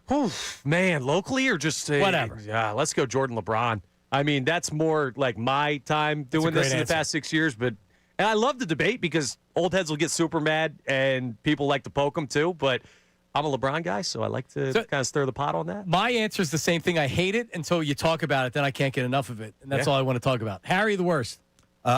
Is Pete Rose a Hall of Famer? That's my answer. Good pick.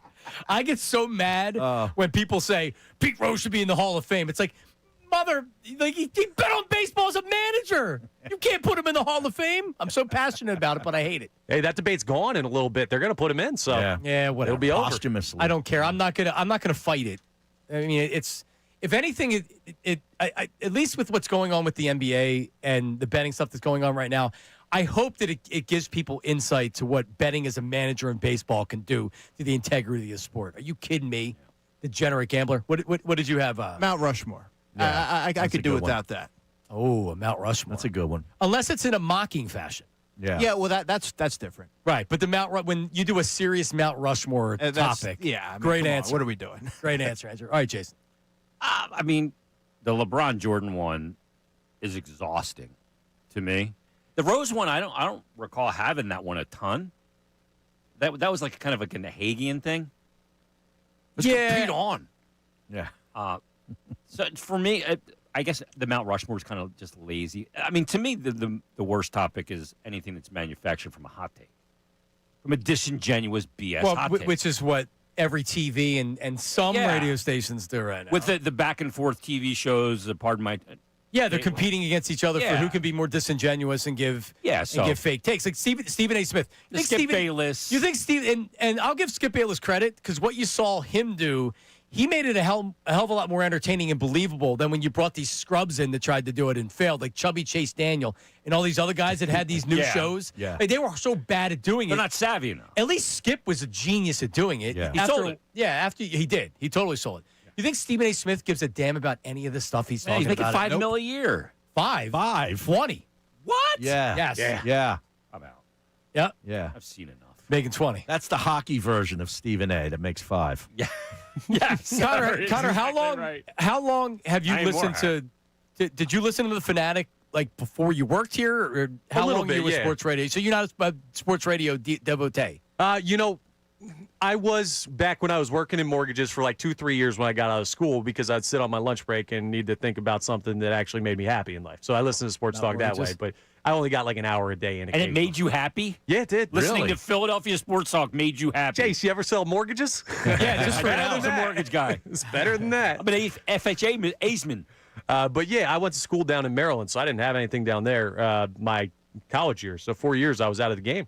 Huh. Yeah, all right. so. Well, you and Ray, you guys are the new generation of sports talkers in this town. Obviously, Harry and I actually came in together about the same time in the sports radio. What year was that? 2006, 2005. I started in 99. Yeah, so Jason has his beat, at least everybody that's in here. Yeah, so very quickly the older guard has kind of went away, and I've become one of the older guys in the business. I know. All of a sudden you were the young guy, and then all of a sudden you wake up one day and you're going, I'm not the young guy anymore. I was the young guy getting abused by Mike for so many years, Yeah. and then Jason was the old guy getting abused by Mike for so many years. And I worked at the other place with that, all those legendary guys. Yeah. Yep. I managed them. Yeah, you sure did. And now you fun. and Ray's going to end up doing play-by-play. So he's 100%. Yeah, he's going to first job he gets, he's gone. Well, listen, I'm not good enough to do that, so I'll stick right here. Me neither. You know what I found out when I stopped doing sports radio and I was doing other stuff? I'm not qualified to do anything else in life. I found that out too. I'm screwed. What else can I do? Exactly. I'm still waiting for them to find out I'm not qualified to be doing this. Congratulations. You got to marry well. Yeah. Yeah. Oh, that's right, Harry. Harry told me one day, he goes, I told the Lima, if she wants to go and get a raise, by all means, go ahead. You want to earn more? Go ahead. Oh, yeah. DeCecco, let us know if you hear anything. The trade deadline's coming up here, so if anything goes down, let us know. Will do. Connor, thank you. Of course. We'll come back, We have more coming up. Jason, we have a special guest that's going to be joining us here at about 11:40. Okay. As you are now back on 97.5 The Fanatic, as Harry is back, we have another familiar voice from the station's past that we will be introducing as a new co-host on Middays with Marks. And It'd be great to talk to Sal, pal. We got to do some Missinelli stories, too. Oh, Yeah, you and I could do some Mike Miss stories. trying to get us in trouble. Well, actually, no, and Ray, between the three of us, you have 3 Mike Missinelli producers. Oh, here. Ray produced for Mike, too? Yes. Oh, you don't even look that bad. Not like we produce for Mike. Okay. That's coming up Middays with Marks, 97.5 The Fanatic.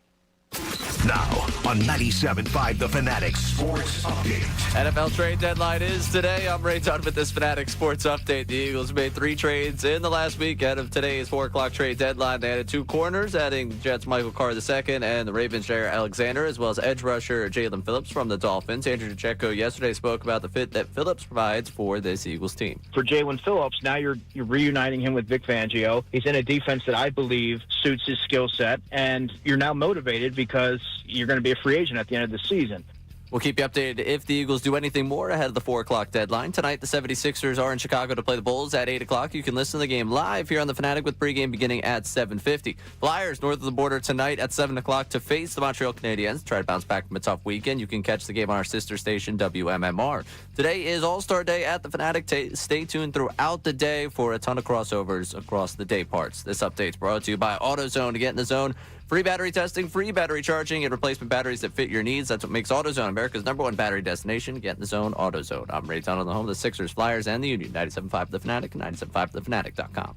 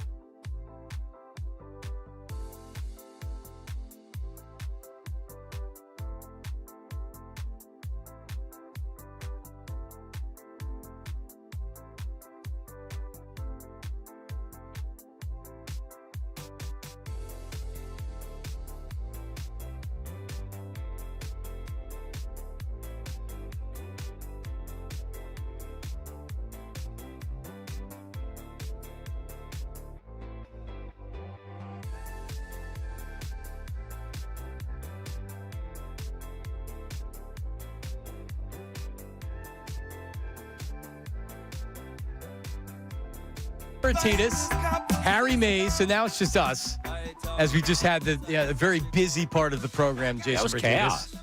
It was good. Yeah. I like Connor a lot. I haven't worked with him, but he is.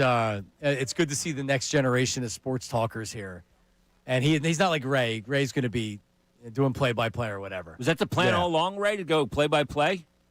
The plan was to get a job, and then I got a few of them, and now I'm still trying to figure it out. Play-by-play, yes. But like the Play-by-play, end Ray. game for you, you go, the dream job is fill in the blank. Be a play-by-play guy? I guess. Yeah. What do you, so wh- right mean now, you get? right now, I say what you could have any job. What would it be? Oh, well, in that case, yeah, I'll take, like Fransky's job. That'd be great. So you Phillies, baseball? You want Yeah. baseball? Phillies huh? radio play-by-play. I would love to do. Part of me wants to do basketball just because I've gotten so much into the basketball, like college basketball season, that I would love to do college hoops because I think there's like just a joy I find with that. That I don't know, baseball. I think I like it as a Pageantry. fan. Yeah, I like it kind of as a fan, and maybe to go into it as a broadcaster, I would.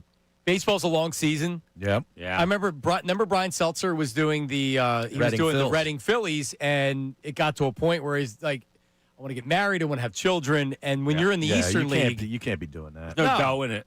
no, you do all the media notes, Yep. you're doing everything, You do You're sales. doing the games, you're doing sales, and Yeah. you're riding buses Yeah, to you're going Erie. on road trips in a bus. Right. Yeah. Yeah. So yeah, if you're not doing Trailways, sales, Harry. you're not full time. right. So I mean, that's Well, this business has a way of weeding people out who really want to do it. sure. Right. And sometimes that comes at the cost of starting a family later or whatever, because you got no money. Or not at all. Right. Yeah. And I think like with Brian, like Tom McGinnis isn't going anywhere. He could have done the Sixers. He did Tom- do some Sixers games did. when And Tom would move to TV. He did Phillies games during spring training too. Yeah. But it was like Fransky's not going You anywhere. got to be willing to move. Yeah. Yeah. You know, some guys just don't want to do that. Yeah. Right. And It's like this Seltz went to business. Penn. Right. He's a Philly guy, so Yep. yeah. Yes. Well, I mean, listen, The funniest, funniest unintentionally guy I've ever met. Seltzer, Unintentionally funny. Never Yeah. tried to be funny, but was hilarious. he knows he's Oh, yeah. funny. Yeah. He very dry sense of humor. Yes. Yes, very good. Now Ray, Ray has his resume, his play-by-play resume. How about that? I've heard that, yes. There you go. It's much better than that. We reviewed. Were you here when we did his his last calls because he had a second game? Were It you was here a for it? women's soccer game. Yes. Yeah. And he I was- was here for that. Yeah, he did well. Yeah. Yeah. Now, college basketball, what starts, tomorrow night? Well, I had my first game last night. I figured it wasn't you did? All-Star Day material. We got a million guests. But yeah, women's open up last night. Overtime win. But, I mean, I'm talking about ESPN Well, yeah, Plus for men's the men's. basketball's tomorrow night. Yep. Yeah. Overtime Delaware win? State. Yep. Oh, no. There's never enough time. All right, well, maybe we do it for tomorrow. Okay. I want to hear That what that's Midnight it. Madness? So how did it get into overtime? Was it a shot to take them to overtime? They missed a shot at the buzzer. Oh, we got to get that. Wow. How And then they about won, that? Did they win in non-spectacular fashion? Yeah, like a lot they of won? free throws. A lot of free throws down the stretch. All right. But it's nice to see these young guys. You're talking about the future of sports talk here. A lot of young guys, they're not jaded yet.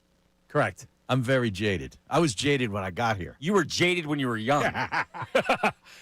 Harry put off a remarkable feat. Sure did. He was like that neighbor you had that the kids are on my yard again. You know, like these Now, why knees do you- won't stop pitching. You have like a Bernie Perrant kind of lilt to that. That's the French Canadian. That's not Bernie. This is Bernie. There it is. Yeah, no. Yeah. That's not. 12 o'clock hour, we have Meat and we have Head coming in the studio. Bill and Ricky. Yeah, for the Are they going to be Meat throwing Locker? balls at everybody? All they do is throw balls around here. Yeah, well, Ricky Batalico is throwing like a 96-mile-an-hour Nerf. Right. At your head. Every day that he's here, the entire time, he's walking around with a football or a baseball and he's throwing it. Yeah. Yeah, he's that guy who can't stop beating people up and throwing. What like I had said to him, that's what the Cuz did. Yeah. You know, the Cuz chucked a ball once at Brian Haddad and broke his finger or his thumb. He put Coach Camille through the wall. Yeah, he injured his back. Yeah. Yeah. Camille's back was like a wet noodle. Did you know I that, know. right? I did know that, yes. They He actually hip checked him. They actually had to make repairs on the wall because Yeah. It was Nahagian's office. All of a sudden, Nahagian's sitting there in his office pulling up his socks and cleaning his glasses, and Coach Camille's ass comes through the wall. What is going on back there? Exactly right. Exactly. Coming up next, this is going to be a treat. Now, I feel like that, that it was the most obvious thing in the world is that get you guys back in the rotation to be at the station, right? Jason Martinez. I didn't think it was that obvious. Harry but you Mays. did. Well, I mean, I Yeah, I mean, I didn't know that. I've been talking to coming back here. It was always you guys were coming back. Yeah, but with I had me never and we were doing believed you it. at this Yeah. point. You became the little boy who cried wolf. Yeah, but did I get it done? Eventually, yes. After a couple years, I got it done. I almost died before you got it done, but Jesus. You did almost die. Yeah. I'm glad that didn't happen. Well, somebody else is coming back. We're going to add him to the rotation of co-hosts on Middays with Marks. We'll introduce him coming up right after this. Don't go anywhere. That's coming up next. Special guest. Don't go anywhere. But, hey, listen, let's talk about my friends, the hair team over at Morgenstern Hair. That's right. So if you're watching on YouTube right now or you just want to go to my Instagram or my Twitter or whatever, at John Marks Media, JONMARKS Media, you can see what my hair looks like. And it's amazing. It's because I went to Morgenstern Hair and I had a hair restoration procedure a couple years ago, and the results are amazing. I know a lot of people will say, well, I'll just shave my head, like Martinez shaves his head. It's a good look, right? But I don't have the Harry Mays' hairline. Harry's got a great hairline for being an older gentleman. Right? That wasn't me. So I had to either shave my head because I hated the way that it looked, or I went to Morgenstern Hair, and you can do that as well. You can get your hair back, and you can do it with the most experience and the most success in Philadelphia when it comes to hair. That's it. The same crew that did my hair restoration procedure is Morgenstern Hair Restoration. Championship results. So I check in for maintenance still because you get the procedure done and it looks great, but then you want to continue to have healthy hair. So I've been with Morgenstern Hair Restoration for well over a decade now. You should check them out. Morgensternhair.com, Morgensternhair.com, or you can call their office and check this out. If you call 610-980-4000, ask to speak with Lisa. Right now, if you say that I sent you, $300 off your hair restoration procedure. 610-980-4000. Ask for Lisa and tell them that John Marks sent you. Start your morning off right with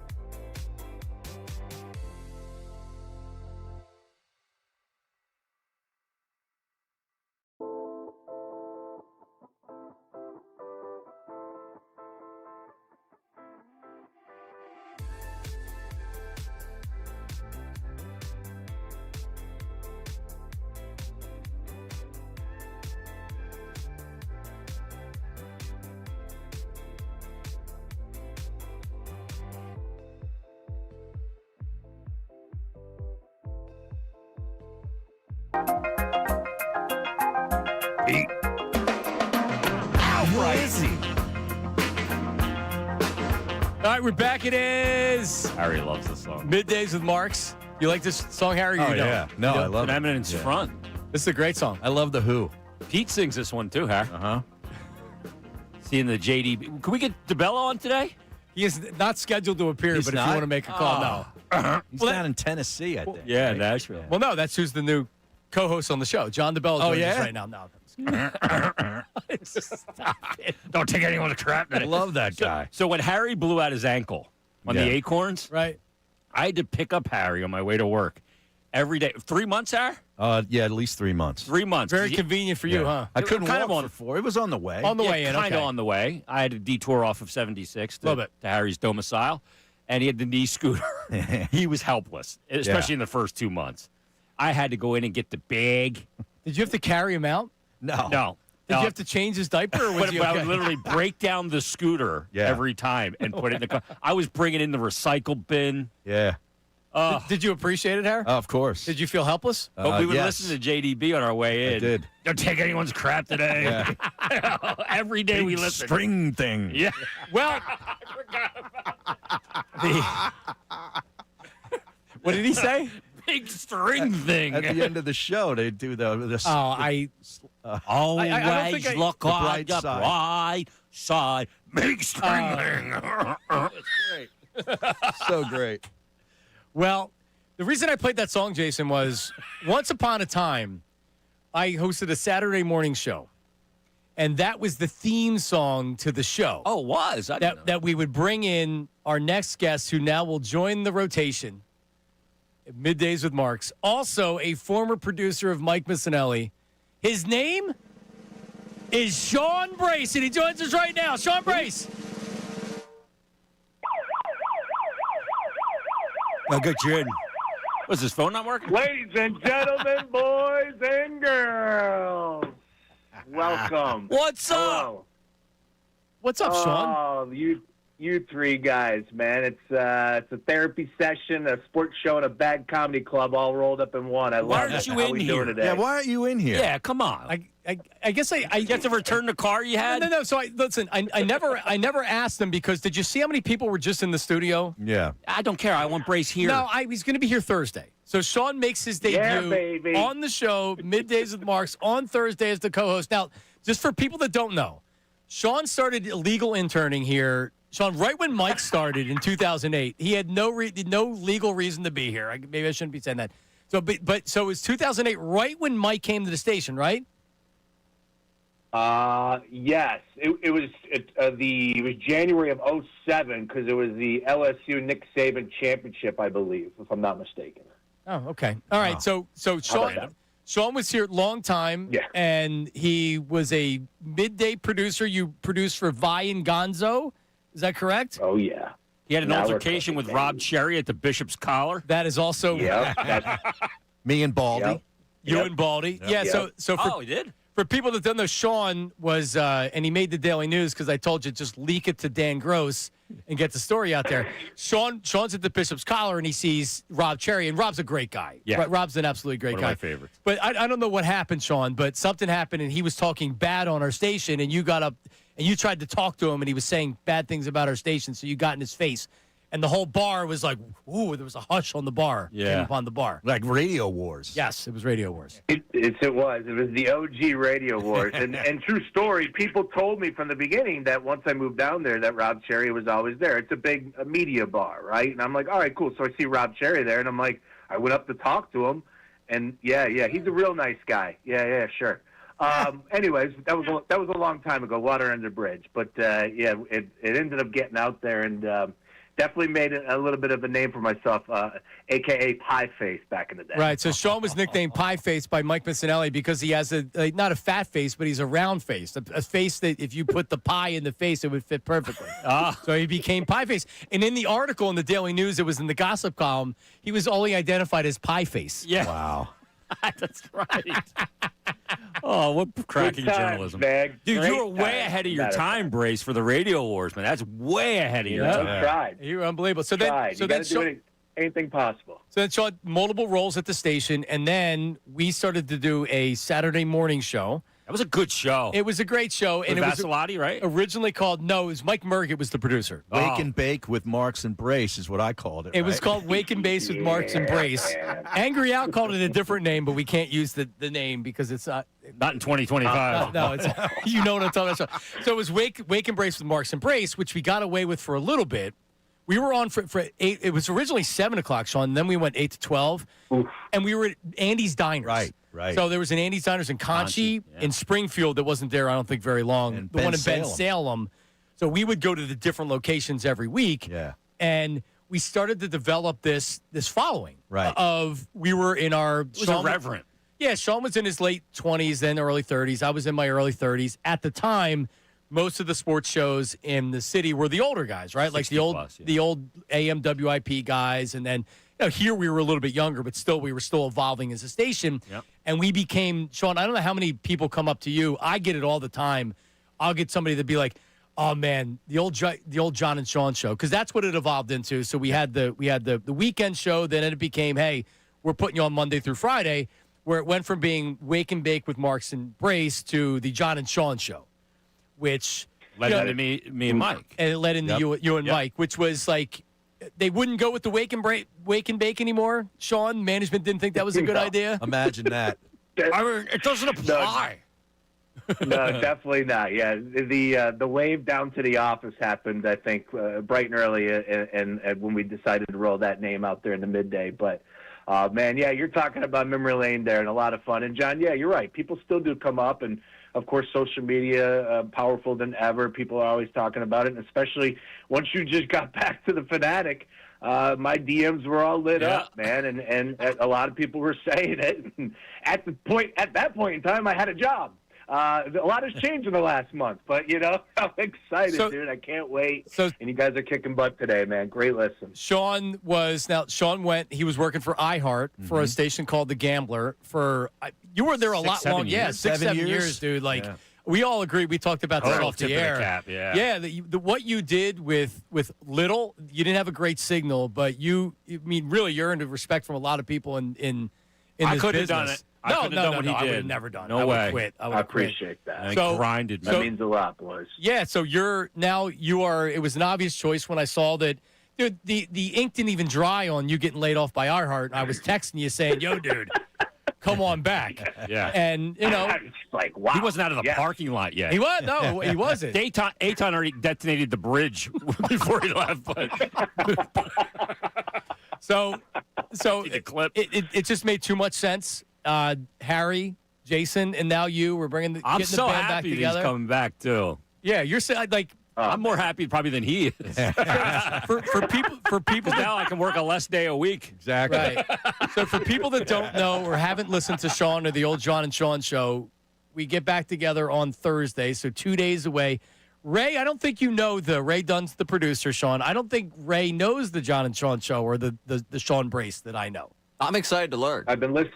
I've been listening a lot to Ray. Ray's a character. Ray's definitely making a little bit of a name for himself right now with you, John. And I know he's very talented as well. He does some soccer calling. I know he filled in for the Union, if I'm not mistaken, as well for Dave Leno. How about that? Yeah. He's polished, huh, Brace?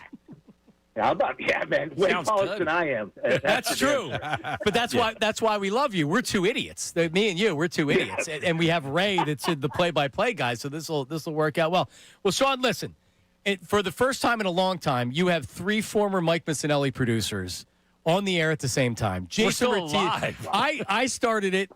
We handed it off to you, I believe, for a year, and then Jason took over after that. So for too long. He couldn't get rid of me fast enough. He could not get rid of me fast enough. He wanted me out of there as soon as I even got the gig. I think you wanted out of there as soon as you got the gig, actually. Yeah, but you guys agreed on one thing.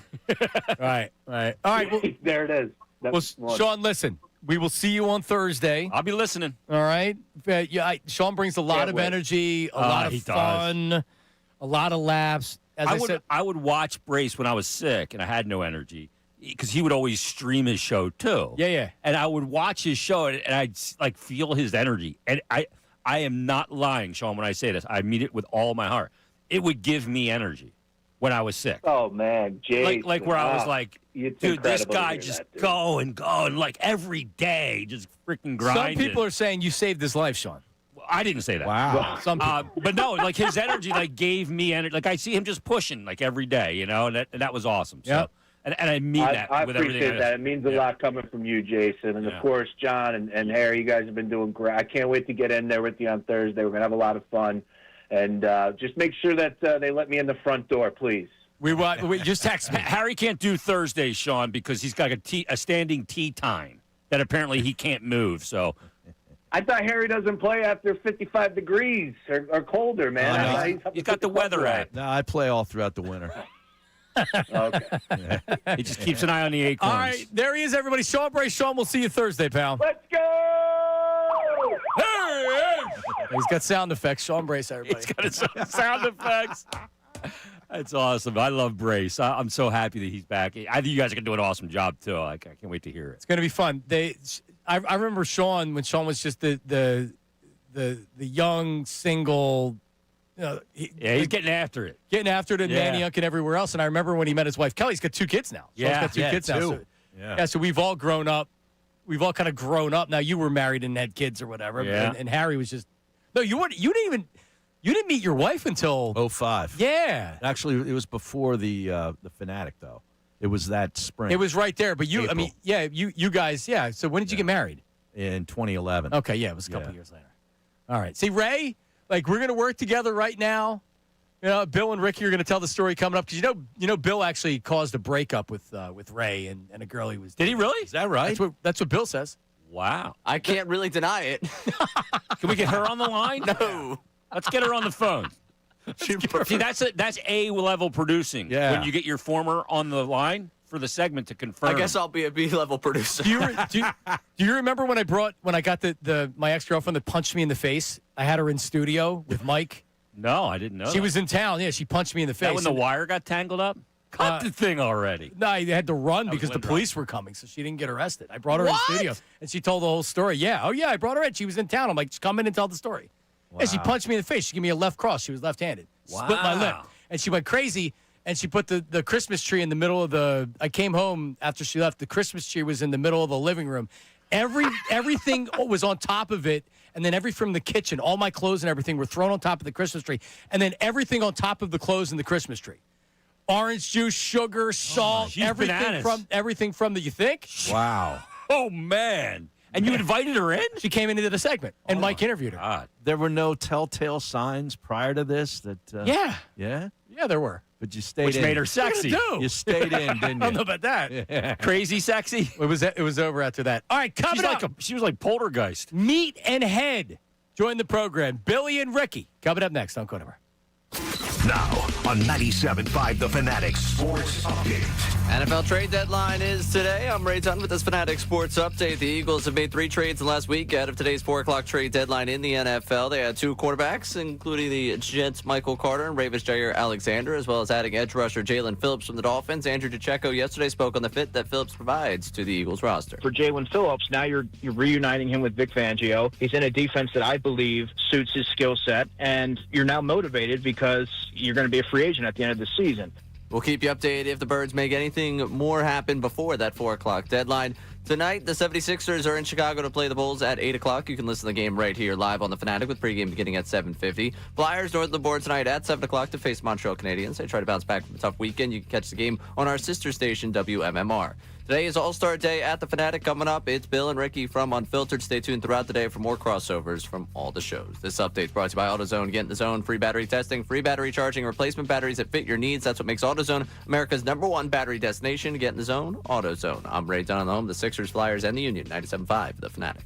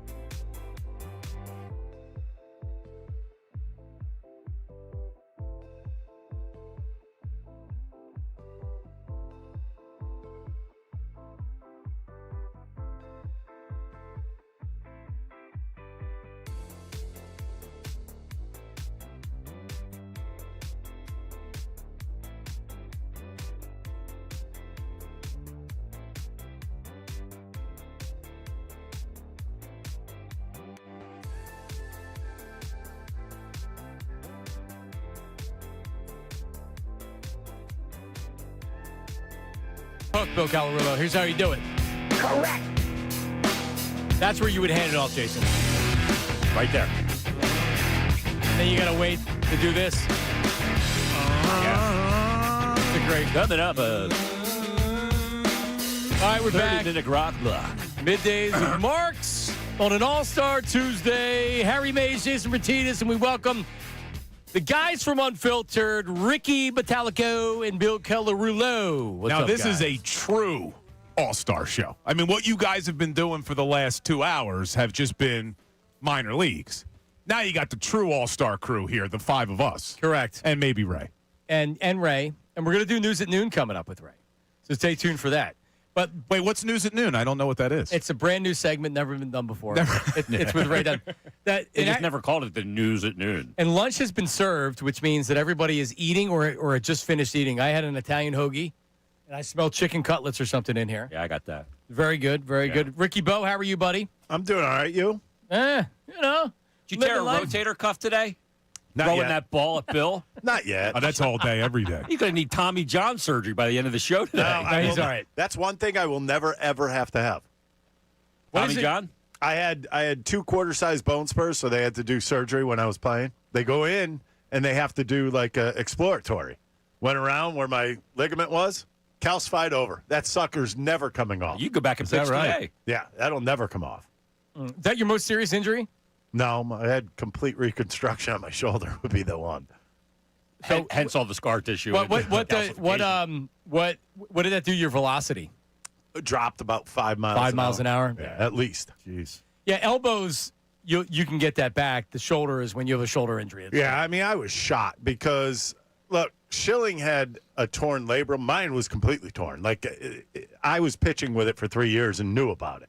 Like, the Phillies were like, oh, just keep going, keep going. Like, nowadays, they would have had surgery if I had a little minimal tear. Immediately. And that probably would have been a lot better off for me, like, in the long run. But they didn't care. I mean, to be completely honest with you, they didn't care.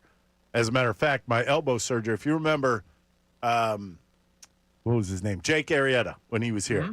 He had the same surgery, less. It was actually a lot more minor. And he was out for 6 months. 1 month, I was You gone. pitched on it. They made me. They wanted to trade me at the end of the year. Yeah, I mean, different times. I remember L.A. tells the story. Larry Anderson tells the story. When he got traded to Boston, the famous trade that had Bagwell in Houston. Yep. He had warmed up or been in a game, something crazy, like a month and a half straight. He just took the ball every day. That's what you guys did, man. I did that my rookie year. My rookie year, I had 88 and a third out of the bullpen. Jeez. We only played 144 games because it was a strike-short year. season. Yeah. Wow. How stupid was I? Then you lost money with the strike, right? I had to give I come up in 94 for like two and a half weeks. Hadn't made it down. Hadn't made a damn dime.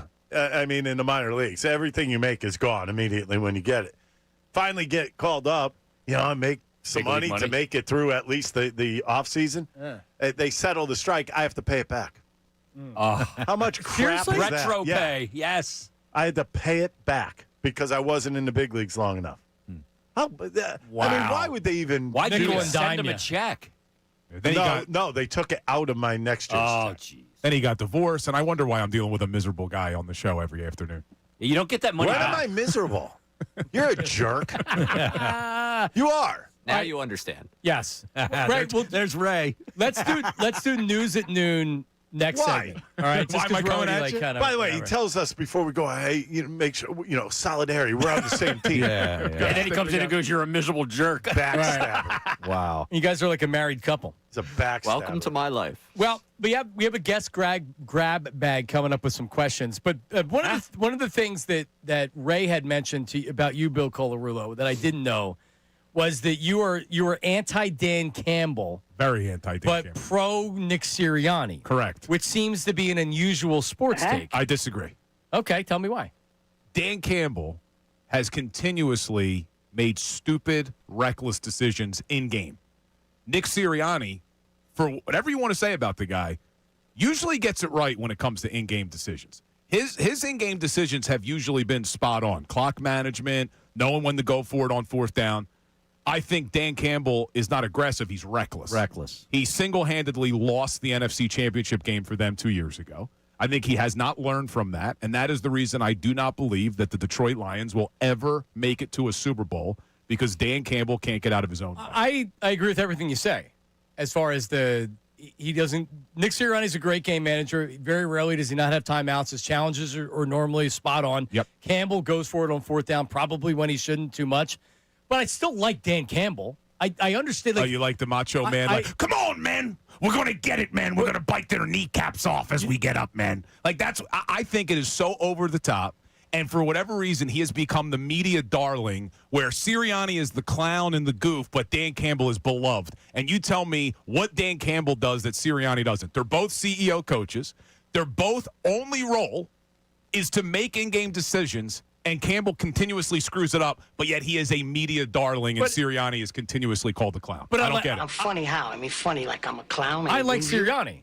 I like the same reason why you don't like him. But you like Sirianni. That's what's puzzling. Do you see why there's a family aspect here? Yes. Like he's related some way to Sirianni. I just think Campbell is so different than Sirianni. If it was Campanelli, you'd be like, oh, Dan Campanelli's a great coach. What are you talking about? I just think, first of all, I don't believe they're the same guy. I think Sirianni is also very much into keeping his players healthy, getting them off their feet, making sure they don't play in the preseason training camp, making sure you're healthy for the Super Bowl. Dan Campbell beats them into the ground. I don't think it's a coincidence that the Lions are hurt every single year. No, he does. But here's also the difference, right? Is that Dan Campbell went to Detroit.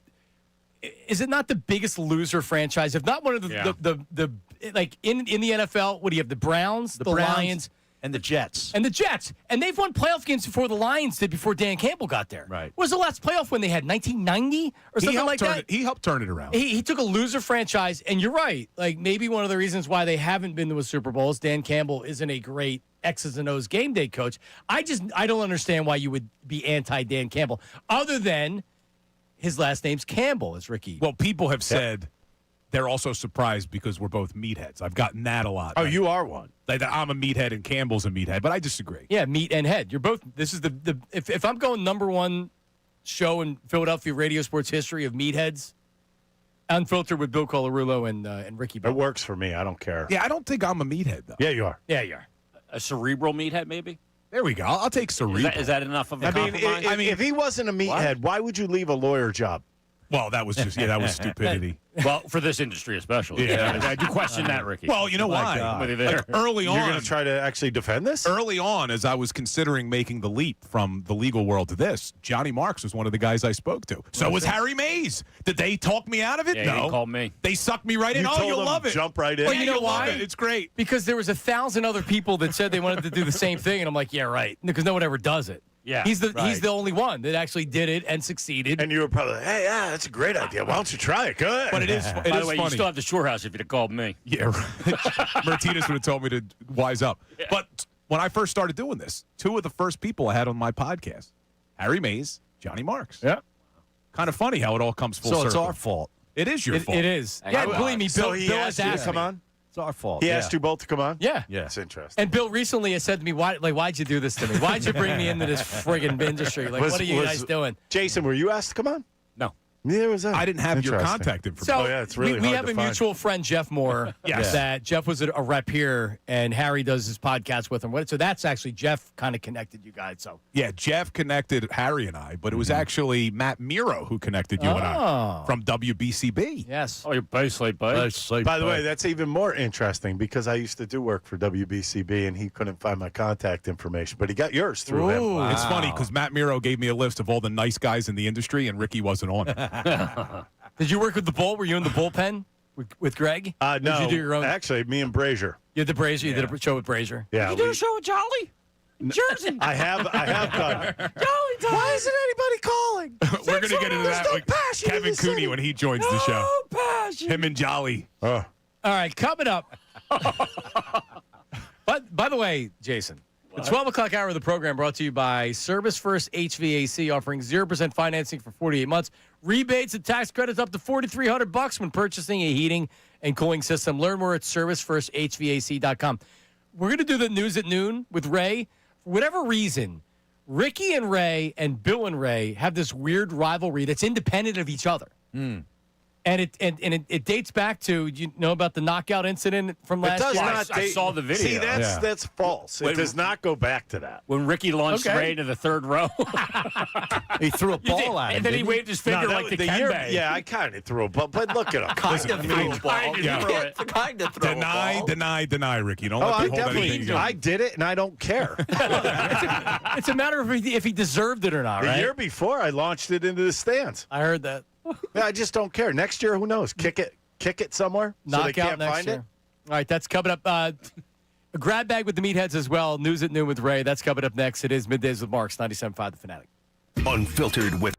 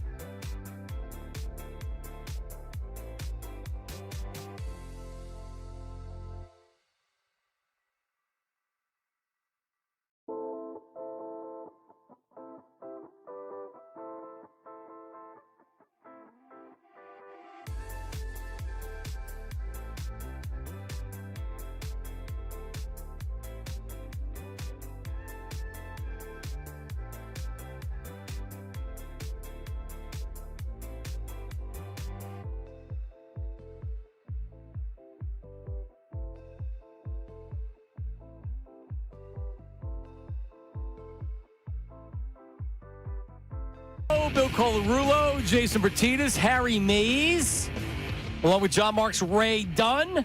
Joining the show at 1 o'clock, Charles Barkley. Can I say something for when he comes on? I hope he's listening. Sure. I live up that way, Charles. Don't be afraid. That's it. Go ahead. Because he has a new steakhouse cigar bar at the Valley Forge Casino, Yeah. which you're. He's nervous. He's got the unfiltered crew here, you know? He's not nervous. He's a little nervous. Listen, I obviously have a tick. You tell me I'm doing something. No, I saw it twice now. Yeah, you were doing that the whole time. Turning it off and on. Nobody's. No, it's just off, on. How many times do you hit it? Do you know? I don't know that I do it. Oh, all right. It's one of these things I don't know. Now he's I going to didn't be put it very out to me. conscious. I didn't notice it.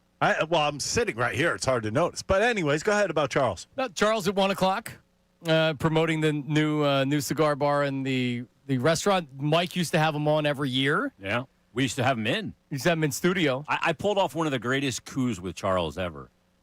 We bet that on Mike's show, Mike bet Charles had to call in every day until the Sixers got a win. That one year when they were horrible. Well, so we had Charles when they as were a 9 guest. and 73. Yeah. And he actually did it? Yeah, he called in every day. It was like 12 straight days. But I booked the best sports radio guest, for 12 straight days because we made that bet. He is great when he comes on. And he used to come in with you, No, I haven't heard him on. I used to hear him with Mike. I mean, I've been places where Charles has been out and stuff like that. He used to do stuff for NBC back when. He was on last August. Have you seen him? He looks good. Lost a lot of weight. Yeah, did he he? looks good. Did looks really good. Typically what he does is he leaves Philly in like September. Goes to Arizona. Yeah, he's actually here during the worst part to live in Philadelphia. He's here during the summer. Yeah. And he's somewhere in the mainline area, like Gladwin or whatever. So you'll see he's always on City Avenue. Yep. What's the steakhouse that used to be over here? I think it closed. Chop. I used to go over there. Yeah. I used to love He's that at place. Creed's a lot, too, over in King of Prussia. That's fun. Does he go to I Creed's? Yeah. I actually just went there for the first time about 3 weeks ago. It was excellent. It's great. Yeah, it's very good. Excellent. So he's around. You'll see him if you go out. He You'll used to go see to him. the bar Chops all the time. Yeah. Over right across the street by the NBC building. Well, that's coming up at 1:00. His thoughts on the 76ers and then their start. He was on the Manning cast last night, which I wasn't watching. Yeah, he's Well, great. I couldn't watch it. He is great. Yeah, Harry couldn't watch. Does a great job. Yeah, we were told this morning, hey, we're going to have a special guest, 2 to 6 on Unfiltered, weren't we? Yeah, it wasn't Charles. And it's not Charles Barkley. Well, it was supposed to be. Howie Roseman actually speaking at 4:00 today after the trade deadline. Yeah, that was for Fanatic All-Star Day. Right, exactly. Yeah. Howie decided that he was going to give that to you. Howie guys. will be on our show at 4:10. Yes. Correct. That sounds like the times when I was saying that Chip Kelly, I was going to get Chip Kelly on with Mike. He would never come on. Did you really think he was? I was promised by Derek Boyko he was several really? times. Was yes. he going to tell you how bad his defense was? Well, that was his fault. Yeah. He was not going to tell you that. Yeah, but no. I mean, the call would have lasted 38 Look seconds. at nervous boy behind the glass right now. Well, we're supposed to go to the He's on the news dump button. news at noon, but we're already like up against it because I keep blabbing and blabbing and blabbing. Did we just get to the news at noon? Did we go through it? blow Ray? out the Yeah, we break. kind of went through it, but Blow out the break. Blow out the break. Sure, yeah, blow out the break. All right, yeah, we'll just combine breaks here. All right, let's go to the news at noon. This city needs its news. Now, it's time for I'd like to be remembered as a good newsman. the News at Noon That's the coolest story I've ever heard in my entire life. That's insane. with Ray Dunn. It's the largest audience I've ever had for the news. What? Is that right? Yeah. Is people on YouTube watching right now? Oh, I'm not even counting them. I just mean having 5 people in the studio to react to this. I don't know how in this here. plays with 5 people. It doesn't play well with 2, so. You would die to get another news at noon daily. About that.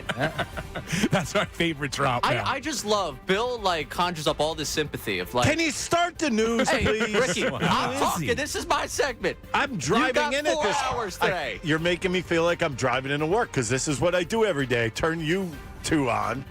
Listen, sometimes 3. This is bad. This is very bad. Whenever you're ready. I'm waiting to go. You just had Let's a point go. you wanted to deliver there, Let's Ricky. go. I wanted to give you the spot to deliver Well, it. because I'm waiting for your news at noon. Monday Night Football. It's 12:21. Let's go. Monday Night Football last night. We're starting with Troy Aikman and Joe Buck. They went into Jerry Jones' comments that a trade was coming, and Troy Aikman shut down the entire Cowboys season with one line. Earlier today on Sirius XM, the Stephen A. Smith Show, we certainly have made a trade, and we may make a couple more trades before that deadline. We've made 1. We possibly could make 2 more. He's kind of left that out there, but not willing to name what the trade was tonight. That'll come out tomorrow. Yeah, he may want to cancel that trade. I don't think one player from what I've seen tonight is going to make a difference for this group. That is fantastic. Yeah, it's brutally honest right there. Great. Yeah, and he was on pregame. He was down sitting on the set pregame, Jason Kelsey, and they were talking about some of the same things. It was Aikman's always been brutally honest with the Cowboys, and it feels like as the years have went on and they've continued to struggle, he gets more and more dug in, which is what people want to hear. Yeah. It's fairly obvious. I never thought of him as a homer. No, never. No. He does a good job. He does a good job. But you know what was ridiculous I didn't last get night? to listen. Yeah, I didn't watch it either. I couldn't. I actually paid for Would you get something. Fubo TV or No, something? you know what? I'm not doing that because I'm one not of the either. companies owns that. And it's almost like they're pushing you to it. Yeah. No, I'm not doing it. Yeah, it's ridiculous. Yeah, if people don't know, YouTube isn't broadcasting ESPN because of a dispute. Or ABC. Or ABC, any of the Disney Now, properties. last night, They're losing $5 million a day. but last night may not have been a big deal for a lot of people. Like Ricky if Bell. they don't fix this by Monday, Yeah. you got Eagles-Packers next Monday. Philadelphia's going to lose its damn mind. You know what? I could walk right down the street and watch it. Yeah. Yeah. I can't, dude. I got to watch it alone. I don't like to be in bars with I people. don't. I mean, honestly, it's one of the reasons I guess because I barely watch cable, but at least I know that I'm never going to have these problems. See, the thing that I don't understand, they just had a dispute with NBC. They kind of settled that without a problem. Right.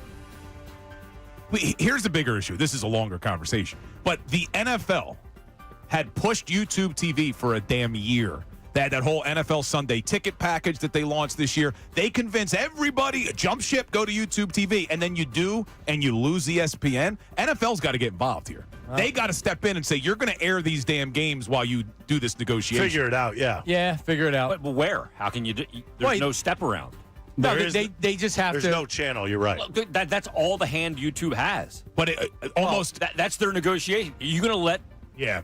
Why people couldn't not see NFL? Why couldn't ESPN Plus air the game? Because I have that. Yeah, but they do, but that doesn't matter. No, not Plus. Plus will not do it.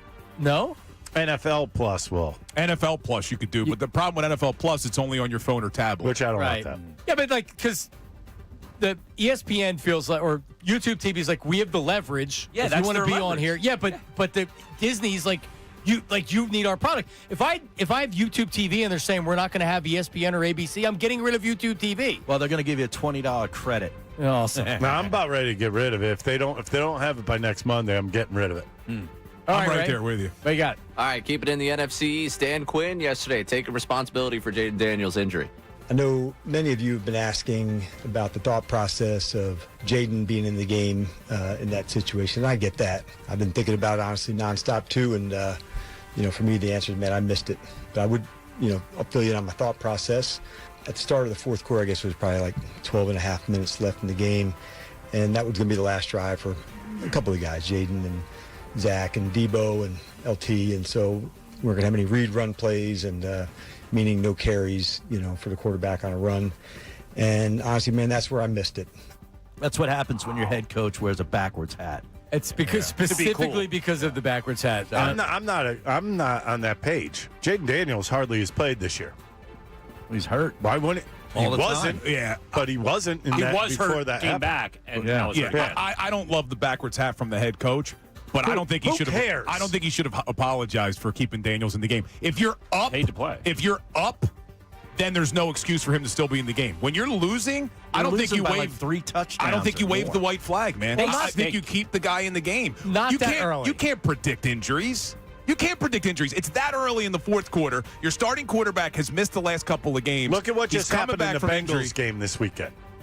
Yeah, they came back. who would have thought that they would come back? No, Right. I mean, I don't think Quinn should have apologized. I keep my guy in the game in that situation. see, here's why I appreciate him apologizing, because the bottom line is they lost the quarterback, and whether it's his fault or not, They lost the quarterback. Jaden Daniels didn't have to run around and try to make plays. Like Dan Quinn had said, the plays that were being called weren't you scramble around and try to make plays. They were throws or they were handoffs. Conservative. Right, but they lost the quarterback. So instead of fighting that, he's taking ownership and saying, you know what, like, if you had to do it again, of course you wouldn't put him back out there. He got in injured. hindsight, yeah. Yeah, It's an so- Andy Reid move. I do a better job. Yeah, like, Real quick. is it This his looks fault? I don't think it's his Pretty fault good. at all. It's like RG3 all over again for them.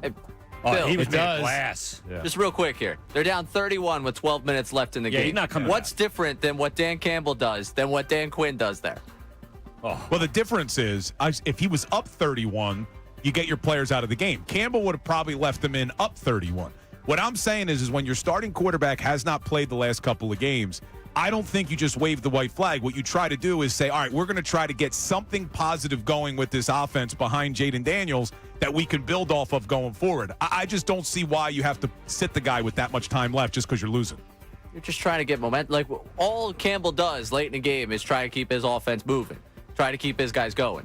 This is the same thing of that. Just keep building positive there's stuff. There's a lot of scar tissue in this afternoon program. I'll tell you. I'm just saying. Yeah. Might be more than Mikey misses days. Last segment, we were talking about how it's dumb for Dan Campbell to be doing it. He's got a team down 31 with 12 minutes left. It's stupid to have Jaden Daniels out there. I would have put him back in the game with that much time to go in the fourth quarter. I mean, I don't think that would have been the last drive. I don't think it's ridiculous that he left him in the game. I don't think so either. I don't think so. No.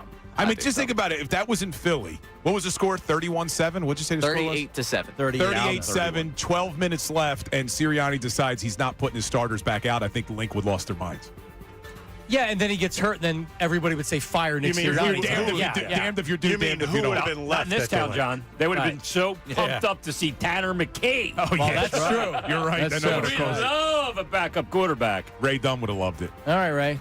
What? I'm a hurt Scott. Are you? This afternoon show needs therapy. All right, finally, my favorite part of football season has arrived. Rex Ryan trying to get himself a job again. First off, can I just say, you're right about this is last year also tied in here. And they got rid of a highly respected defensive coordinator in Lou Anarumo. So who are you going to bring in there? Buddy Ryan, Bill Belichick, me? You ain't going to afford me. But I'm going to tell you. Bengals can't afford Rex Ryan, apparently. They probably can't. Probably not, whatever he's making over there. Who's going to do it? Me? Al Golden. They got Al Golden from Notre Dame. I know, it's another L for the Temple community. Took a bad job. Don't show him your feet. Oh, you talking about Rex? Yeah. Oh. Foot fetish. All right, Foot fetish that's guy. news at noon. But you know his wife also had the jersey tattooed with the Mark Sanchez number on her, in addition to the whole foot thing. Is that right? Correct. Well, they went to the AFC Championship game his rookie year, right? 2 years in a row, didn't they? Yeah, with Mark Sanchez. Was it 09 and 10? With the Sanchez. What's going on with the Sanchez now? Is he out on bail? Bouncer.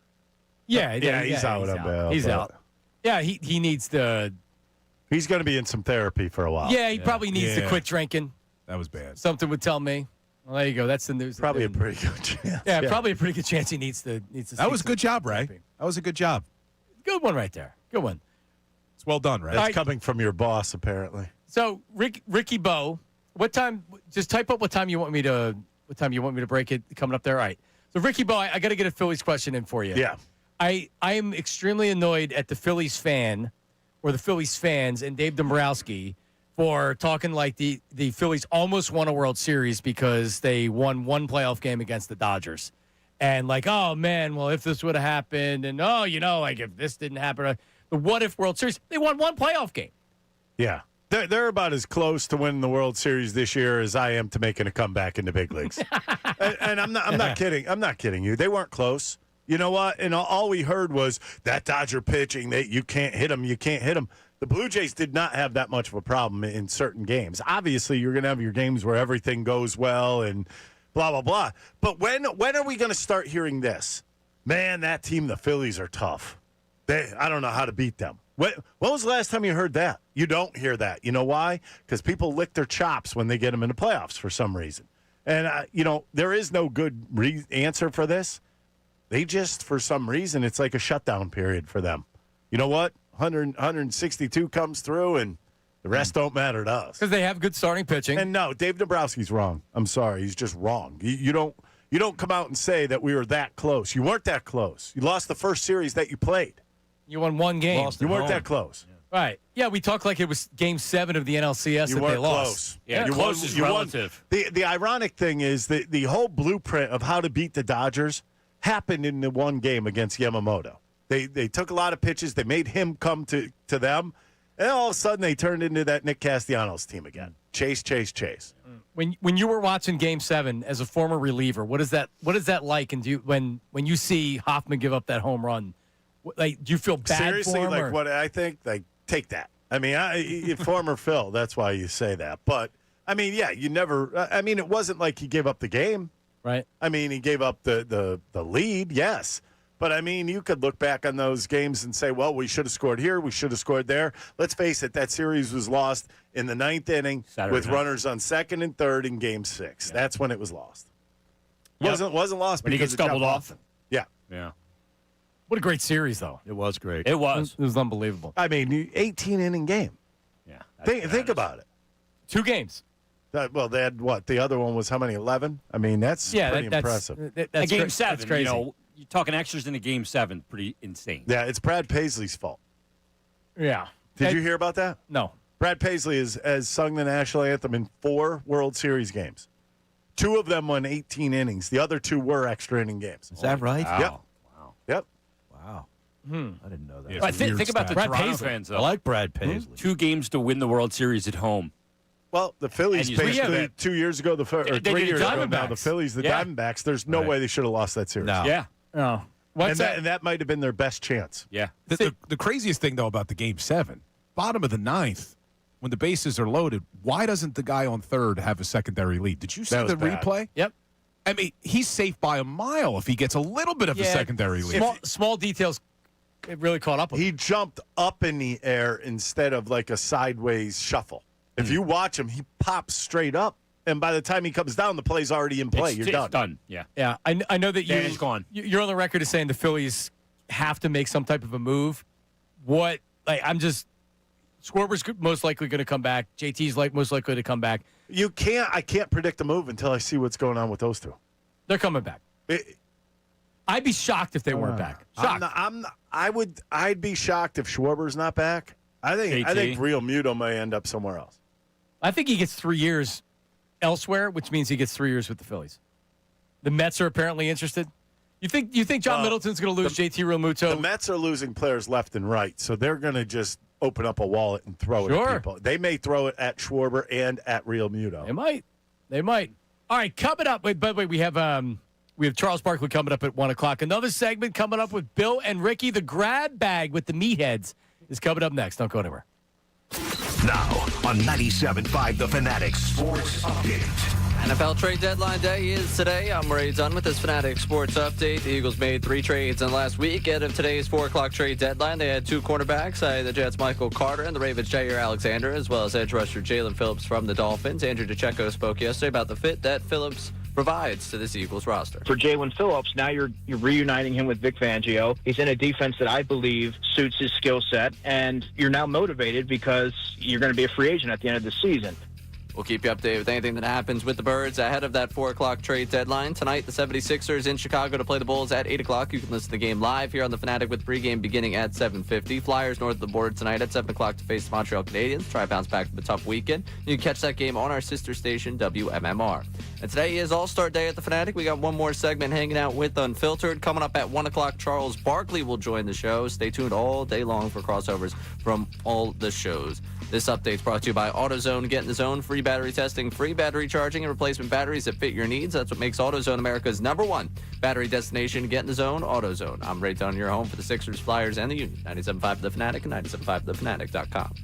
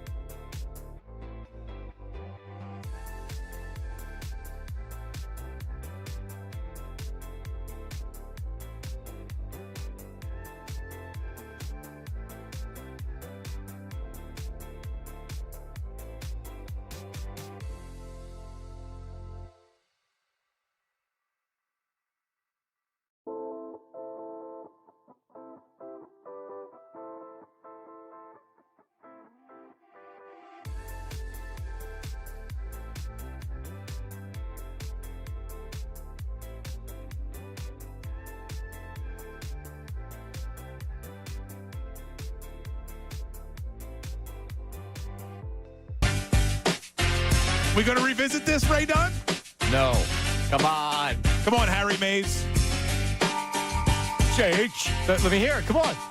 You already missed the hook. Well. Harry killed it. He ruined it. Let's turn the page. Knows how to coach. Come on, Ray. Sirianni. What? Knows how to coach. In the city of brotherly love. He keeps on winning.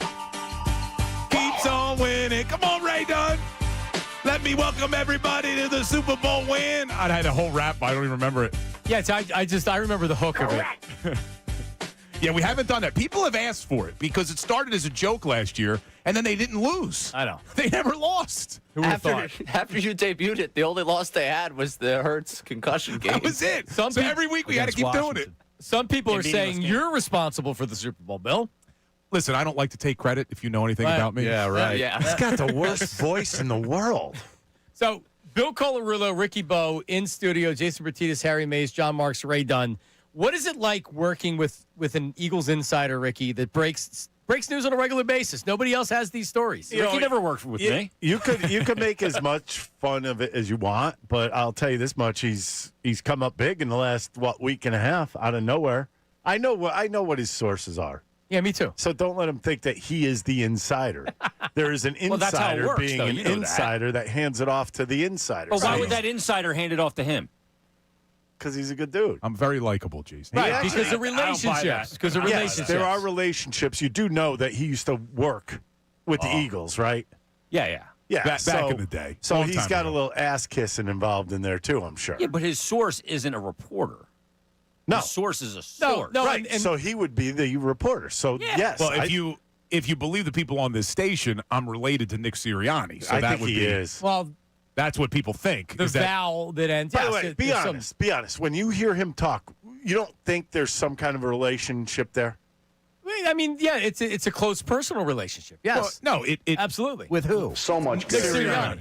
I defended Sirianni last summer when every idiot It on doesn't the matter. station wanted him fired. Doesn't Every matter. single person, because it was the easy thing to do, blame the head coach for everything.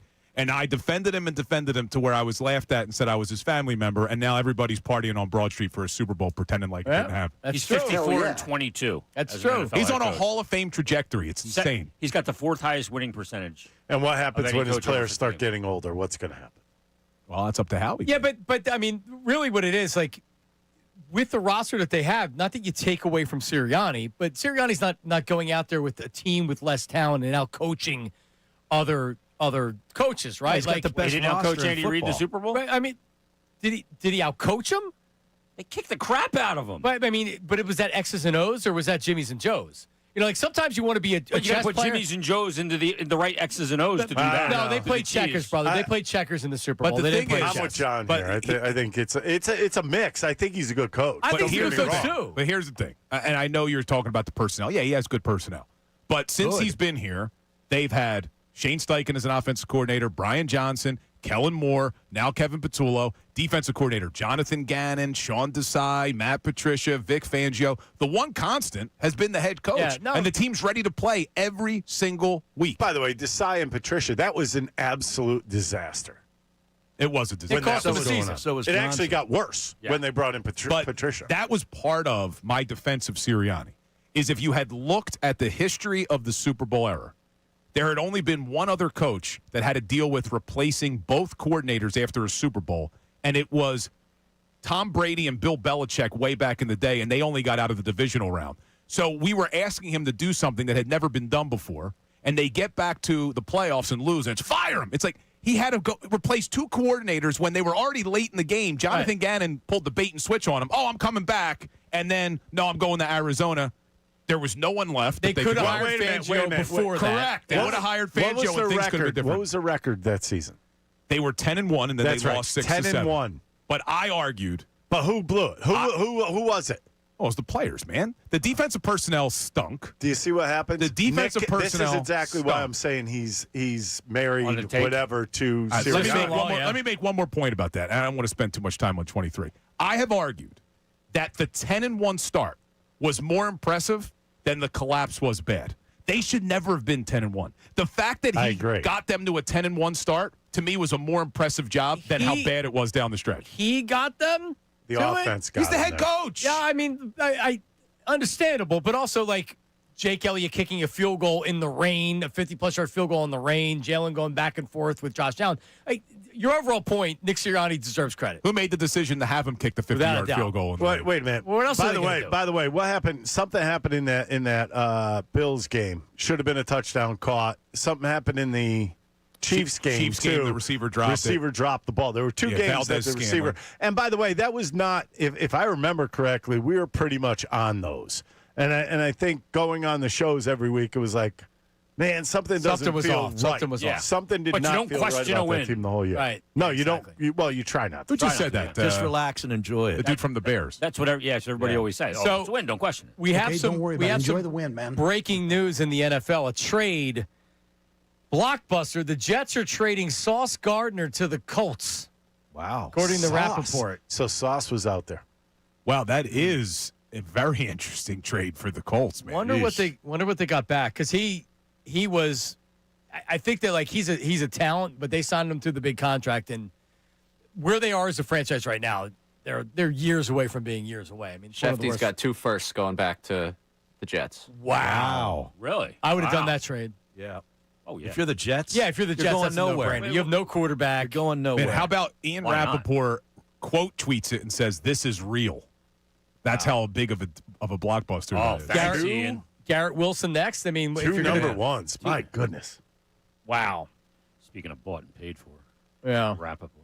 Well, I mean, all except for Bill. I mean, except for Bill, all the insiders are kind of bought and paid for. It's true. I mean, but like Just did those 5 guys. minutes of PR for Sirianni. What do you mean? PR for a Super Bowl winning coach? I can't believe that I still have to defend a Super Bowl winning head coach. It's insane in this city. Here's the problem. Why do you get so mad? Yeah, why you're so animated? Because you When don't, Ricky's asking don't you get why mad you get about so mad, anything else. You know you why? are getting You know why I guess I was mad? You got to realize what I dealt with starting in August with Ray Dunn and Mike Missinelli about Nick Sirianni. Well, Ray's an ass. and I Mike's had not to, here right now. And I had to deal with it for weeks and weeks and weeks. Outright. And I don't think it stopped until they won the Super Bowl. Yeah, I know, but you're very touchy about this situation. I'm going to touch you. Well, I mean, and the other the other thing about it is that Bill, HR. We're similar ages. Exactly. In Florida. I never thought the Eagles were going to win a Super Bowl. Me either. Ever. And now they've won 2 in less than 10 years. They've been to 2 in 3 years, and we're still ready to fire the coach and get rid of the quarterback anytime anything goes That's wrong. never going to stop. It's That is- never going to stop. That is something that has been going on here since the 70s, and if something goes wrong, it's fire the head coach. It's not Nick. Fire the it's manager. not just Nick. But we are, I said this last week on our show, we are in the golden era of Philadelphia Eagles no doubt history right So what is the sadness about? I just don't. I You think, have a problem with people getting on Nick ever? Yeah, because I think it is Italian. I do think that we take for granted ours. what a head coach does in the NFL. Wait a minute. He's a great head coach. People are He is, always going but to not want the everyone. head coach fired. No, always. But you just said he's a great head coach. There's still people out there who don't believe. Sure. In this city, the quarterback and the coach, the minute anything goes wrong, they're going to want them gone. Yeah. They want a new coach and the backup quarterback all the time. Yep. That's I'm the way, trying to that's just the way put it's going my to be. finger on what exactly he does. He sets the culture and the tone for the locker room. They The guys love him. They play for Dog him. mentality. Like it's weird because like when you see him, Harry, like I see him the same way. I go like, this dude's cheesy. Yeah, I'm like, I don't get it. I don't know how the guys in the locker room fall for it. Because he's know what I mean? authentic. But who they love cares? Doug too. At least he speaks for the team. Unlike the Cowboys, you have Jerry Jones because he's an ass. He's a boob. Yeah. He's an total boob. idiot. Yeah. He's the biggest idiot in football. Yeah. Well, right now. that was way back when he let Jimmy Johnson go. Well, he's never stopped. He's always got to have his hands so deep in everything that it doesn't help the team. I just realized something. We were supposed to play grab bag. He came back with Sirianni Love, and we just did the whole segment. We on that. did. Yeah, we got the grab bag. Well, the grab bagger really not, because like your worst guest story as a host, right? Like Probably Charles Barkley when Mike asked me to sit out that show. That was one of your first shows. You remember that? By the way, are you going to tell Charles I need an invite? Ray, can we tell Charles that he needs an invite? Ricky Batali's begging for a free dinner over there. Absolutely. No, I just live down the street. I want an invite. The worst guest I had with Mike was Carcillo. Oh, really? Carbomb Carcillo? You consider what you do to be hockey? Oh, no, he didn't. Is that what he asked him? Did he really say that? That's a great question. Yeah. No, it's not. I'm sure he appreciated it. Wait, there were so many times when I work with Mike, when the interview be over, I go, okay, I'm going to check that guy on the list. All right, listen. Another guy I can never call Guys, again. thank you. That's it? Yes, that's it, because Charles Barkley is coming up next. All right, we'll see Johnny Marks in the 2 o'clock hour on And I Phil. get kicked off because Charles is coming up. Yeah. Well, Bill got kicked off. Get for used to Charles. it, You might as well right, get Ricky? kicked off. All right. We'll talk just to call me Charles. Ray? Charles coming up next. Don't go anywhere.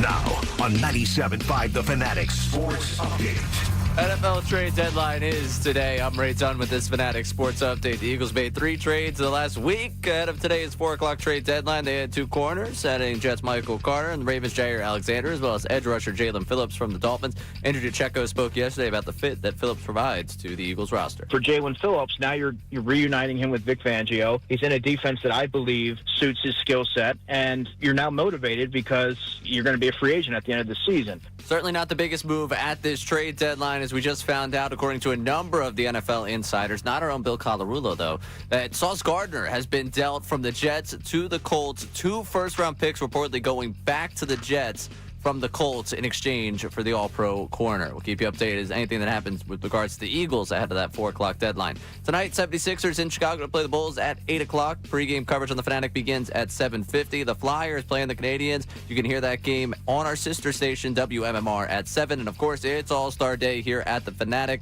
We got a ton of fun crossovers throughout the day. And coming up next, it's Charles Barkley. This update's brought to you by AutoZone. Get in the zone. Free battery testing, free battery charging, and replacement batteries that fit your needs. That's what makes AutoZone America's #1 battery destination. Get in the zone. AutoZone. I'm Ray Dunn, your home for the Sixers, Flyers, and the Union. 97.5, The Fanatic.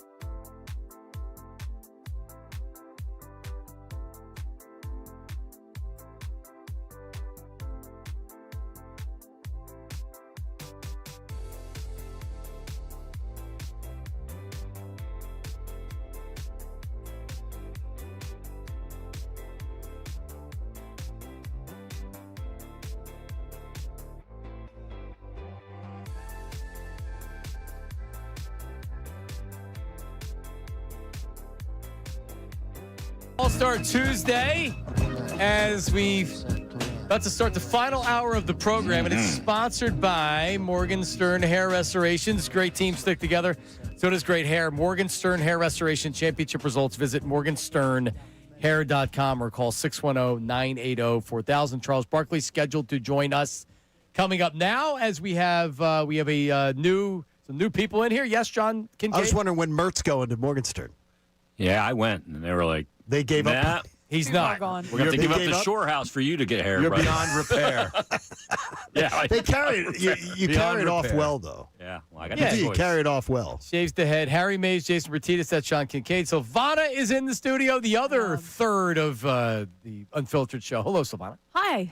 What is going on? Charles Barkley's coming up here on its trade deadline, as there was a big trade in the NFL just made. Sauce Gardner to the Colts. I guarantee you Charles has placed a few wagers on the Colts this year. Charles on Manning Hopefully Cast not last weekend. last night. No, definitely not. Yes, he's probably. That was my pick of the week, Harry. Was it? Pittsburgh. Yeah. Money line. We money line. talked I did about hear that. We Pittsburgh talked about money Pittsburgh. line, and that worked out. It did. Yeah, just when just when you think the Steelers are dead and Tomlin's dead, they always win that game. Just when you're ready to say, "Up, they're done." I try to impress if I can get that Harry's going to appreciate my picks on Friday. I'm like feeling good. 24-12 against the spread this year. That's pretty outstanding. Now, see, the fall's coming. No, it's coming. Yeah, it doesn't have to. No, it doesn't have to. The thing with me is that as long as I don't place any bets, my picks are usually good. The minute you actually bet your picks, you can't control yourself. Immediately. See, now the thing is, the BetParks app's too intrusive. Like it's follows you. It's in my hand. I get an alert. I get a comp bet. I get something, and I'm like, okay, I'm going to put $6 down on this game tonight. It's fun though, man. Love it. You're a high roller, man. Oh, yeah, I believe it. I keep it like that. Even that $6. Silvana, what is it like working with Meat and Head? I mean, there's a lot of testosterone that goes on during the show. There's a lot. I try to keep myself contained, honestly, into my little room because it is a lot. Like, they're always throwing stuff. The amount of, like, little tennis balls and footballs that have been thrown at me is insane. Most of it is by Bill, who thinks that he's aiming for past me, but he always hits me instead. Whereas he tries to be Ricky. He tries to be like Ricky Bowe, who, like, tries to nail me, but it just skims past me, doesn't actually wind up hitting me. How about that? That was a good use by that drop. All right. Yeah, Ricky's. Well, you're going to be a drop. Ricky's real worried soon. about HR. Yes. Ricky's worried about HR. You're going right on now. the board, Silvana. That's good. God. I was so focused on trying to use the right term of balls that I was worried about that. Yes, exactly. Well, ladies and gentlemen, on the line right now is not only a Philadelphia icon, but an icon in the largest sense possible, and he is opening up a steakhouse and cigar lounge in the Valley Forge Casino Resort. His name is Charles Barkley, and he joins us right now. Charles, there's a lot of people in this room right now. We're having our All-Star Day here today. How are you? I'm doing good, man. I got no complaints. Man, they just traded Sauce Gardner to the Colts. Yeah. 2 firsts. 2 firsts, Charles. Wow. You know what? That's the thing I love about Howie Roseman, man. When you got a chance to win, you got to go for it. I mean, even though the Eagles are they're the defending champs, like, hey, we need to get better. So I love general managers who ain't, man, you got to go for it. Because very few times, let's be honest, very few times, no matter how good you think your team is, honestly, if you're going to be honest, there's very few times you actually have a championship contending team. So when you have a chance, you got to go for it. What would you guys have needed to have done in Phoenix, Charles, to get over that hump versus MJ? Could the general manager have given you more? No, we had 3 great years where we had a chance to win a championship. Obviously, Michaels beat us in game 1 in that series. But the next 2 years, we were the first or the second best team in the West, and we lost 2 brutal 7-game series to the Rockets when they won back-to-back championships. Yeah, Michael was out. Yeah, Michael was out. The only thing I'd done is Sixers hadn't screwed up and not taken Brad Daugherty. My whole life would be totally different if the Sixers had took Brad Daugherty with the number 1 draft pick instead of trading it away for guys who never even played with me, which sucked and screwed up my whole Philadelphia career.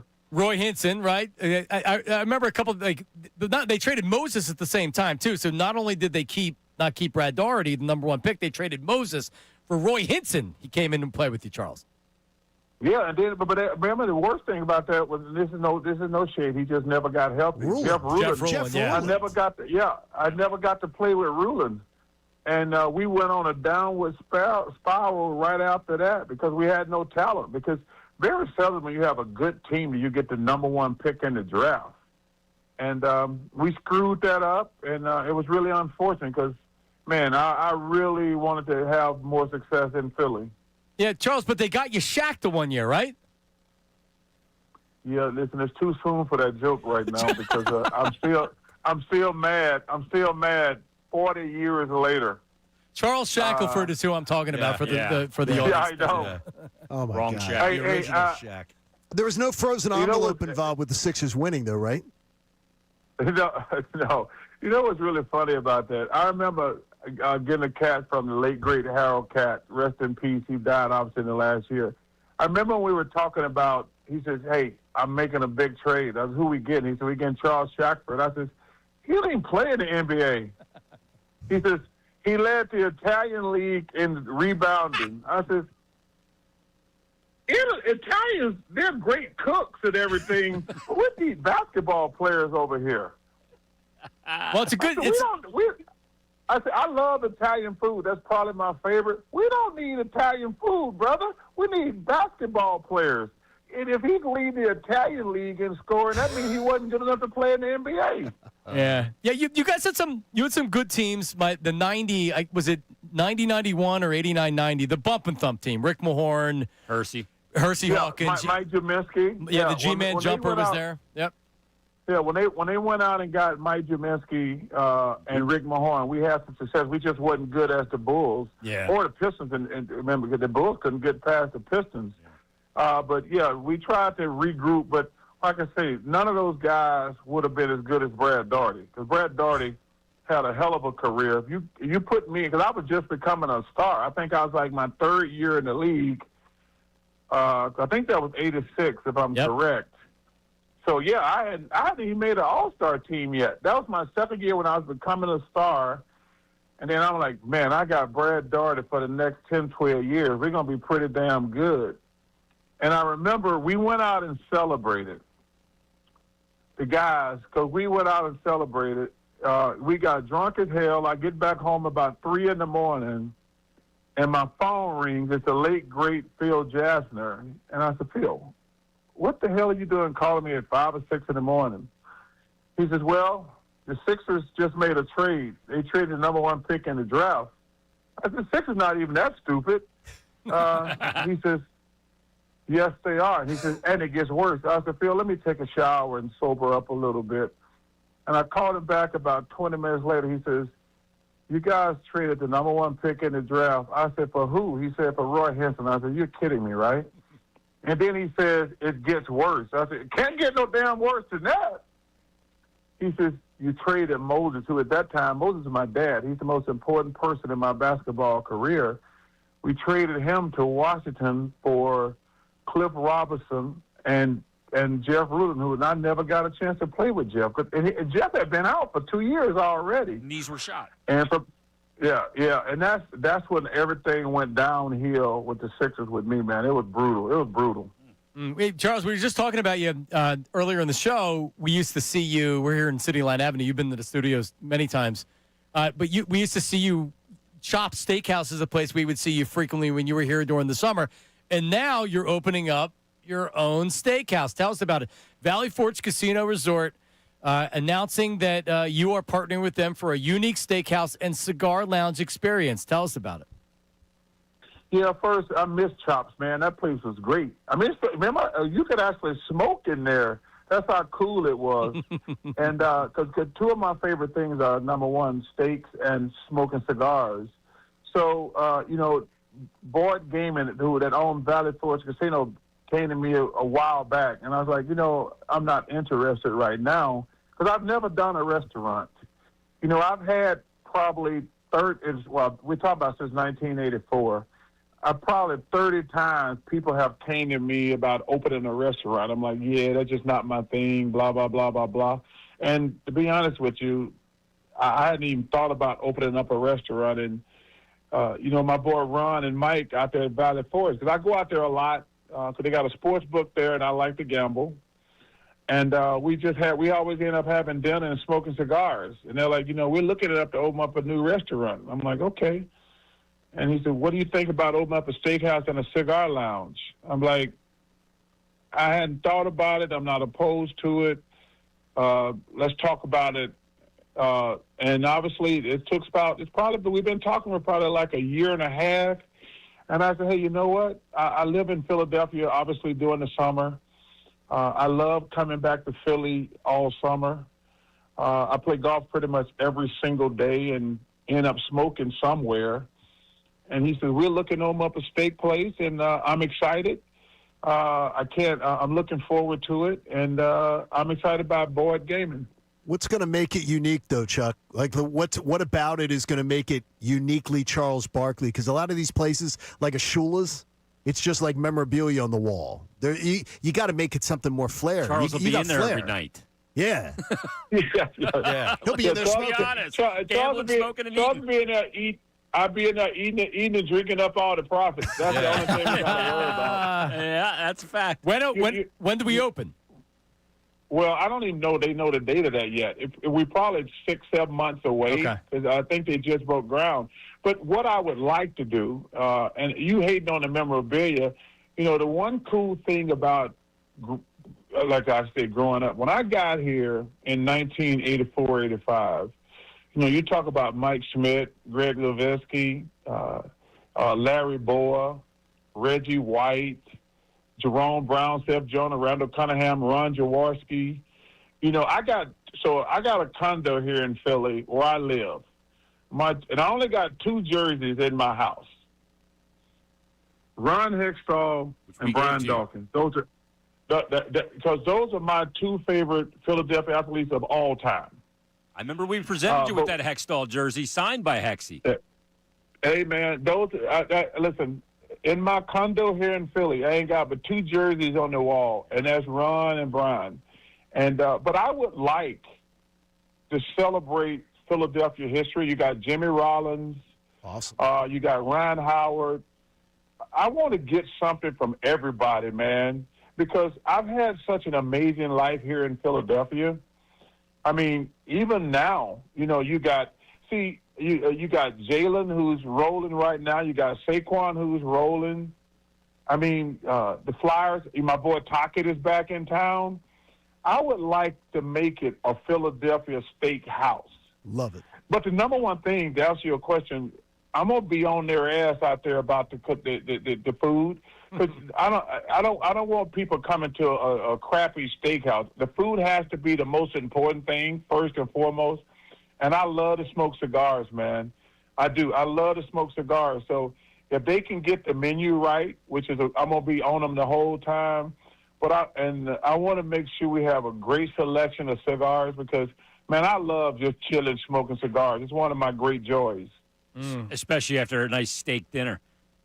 This isn't going to be a sizzler. 100%. No, not a sizzler. It won't be a sizzler. I can promise you that. No salad bar? Jeez. It's so funny. I was just getting ready to say, a place is not great when the first thing you think about is a salad bar. Or the tray you're carrying up to the table. Yeah. Because Sizzler, I will admit, Sizzler has arguably the best salad bar I've ever been to. Yeah. But I think, and also, no disrespect to Sizzler, if they're still around. I haven't seen one. We're probably going to be selling a better piece of meat than Sizzler, okay? That's roadkill. A little bit better. We're talking to Charles Barkley in partnership with Valley Forge Casino, opening up a steakhouse and cigar lounge. Great. Not far for us. It's not far. And by the way, Ricky Batalico, he's what? Because he lives right up the street. He's asking for an invite and a line of credit. He wants free food. He wants free food and Charles, drinks. He's not asking. He's begging. Yes. So just say yes on the air, and you don't have to grant it. No, that's my guy. He can get he can get a free meal. He can get a free meal. Because, I got to kind of kiss up to, like, Ricky, Howard Eskin, Mike Miss. I'm trying to think all the butt I got to kiss. Fran Dunphy, Jay Wright. Phil They all Martelli. got, oh my God, Phil Martelli. But, I got to make sure Jay and Fran, because I play golf with those guys all summer. Everybody's going to get one free meal. That's good. Then they're going to have to reach in their wallet. Yep. Jimmy Lynam, you're going to have to take care of Jimmy, right? Oh, man. Jimmy. Oh, listen, first of all, you cannot say Jimmy Lynam without saying Herb, okay? I've never seen Jimmy Lynam without Herb McGee. Those two, they're like the Bobbsey twins. I've been in Philadelphia since 1984. I've never not seen Jim Lynam and Herb McGee not together, ever, in my entire existence.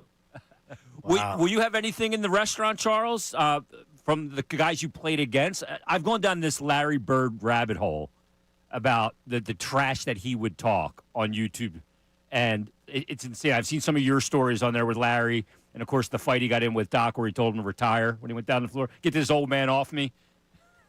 Hey, man, let me tell you something. Larry Bird's one of my favorite people, and that, first of all, I'm still mad that the NBA fined me. They owe me $5,000. They haven't paid me back yet. I would never hold somebody and let somebody hit him. So I just grabbed Larry. I didn't know Doc was punching him until later. And the NBA picked. I said, you guys really think I would hold somebody and let somebody hit somebody? I would never do that. That's just a punk move to fight more. When you see these fights, and it's like more than one person fighting one person, you know that person is a punk. You know right away that person is a punk. Yep. But let me tell you something about that game. That game, it was Doc's. Doc was on his last legs, obviously, and Bird is screaming, "Chuck, y'all better get this old man off me before I kill him." And he's like, "This is like in the second quarter," and obviously Doc was at the end, and Bird was in his prime. He's screaming, "Hey man, I'm gonna kill this old man if y'all don't get him off of me." And we're like, "Billy, maybe we should put somebody else." And Doc's like, "No, I got it. Okay, his pride kicked in. Now we're in the third quarter. Bird got like 40, I think, at the time. He's still screaming, "I'm going to kill this old man if y'all don't get him off me."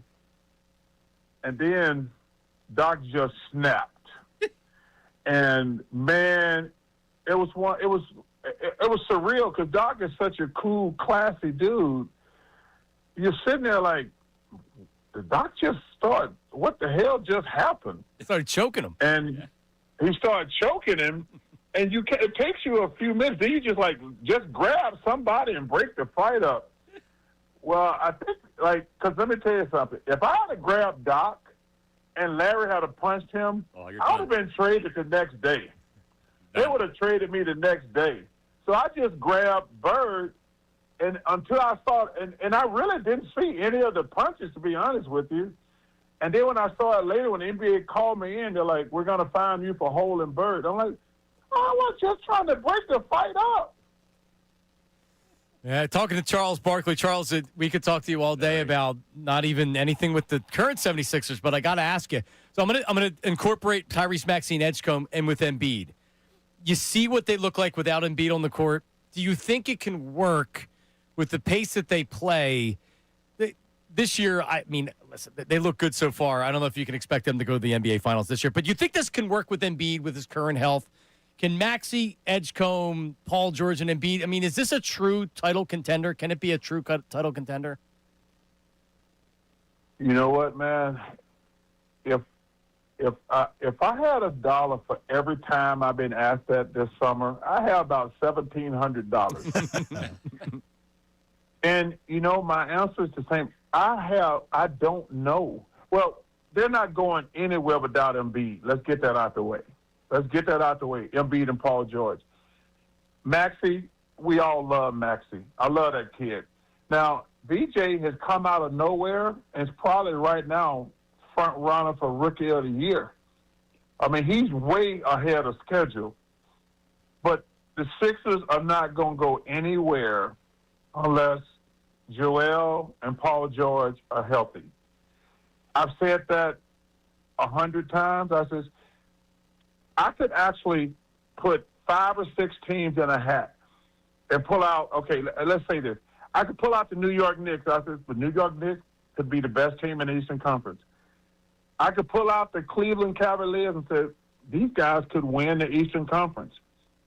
I could pull out the 76ers. And my first thing is, if Embiid and Paul George are healthy, they're the best team in the Eastern Conference. They are. There's nobody has more. Now, that's a big if now. Yep. That's a big if.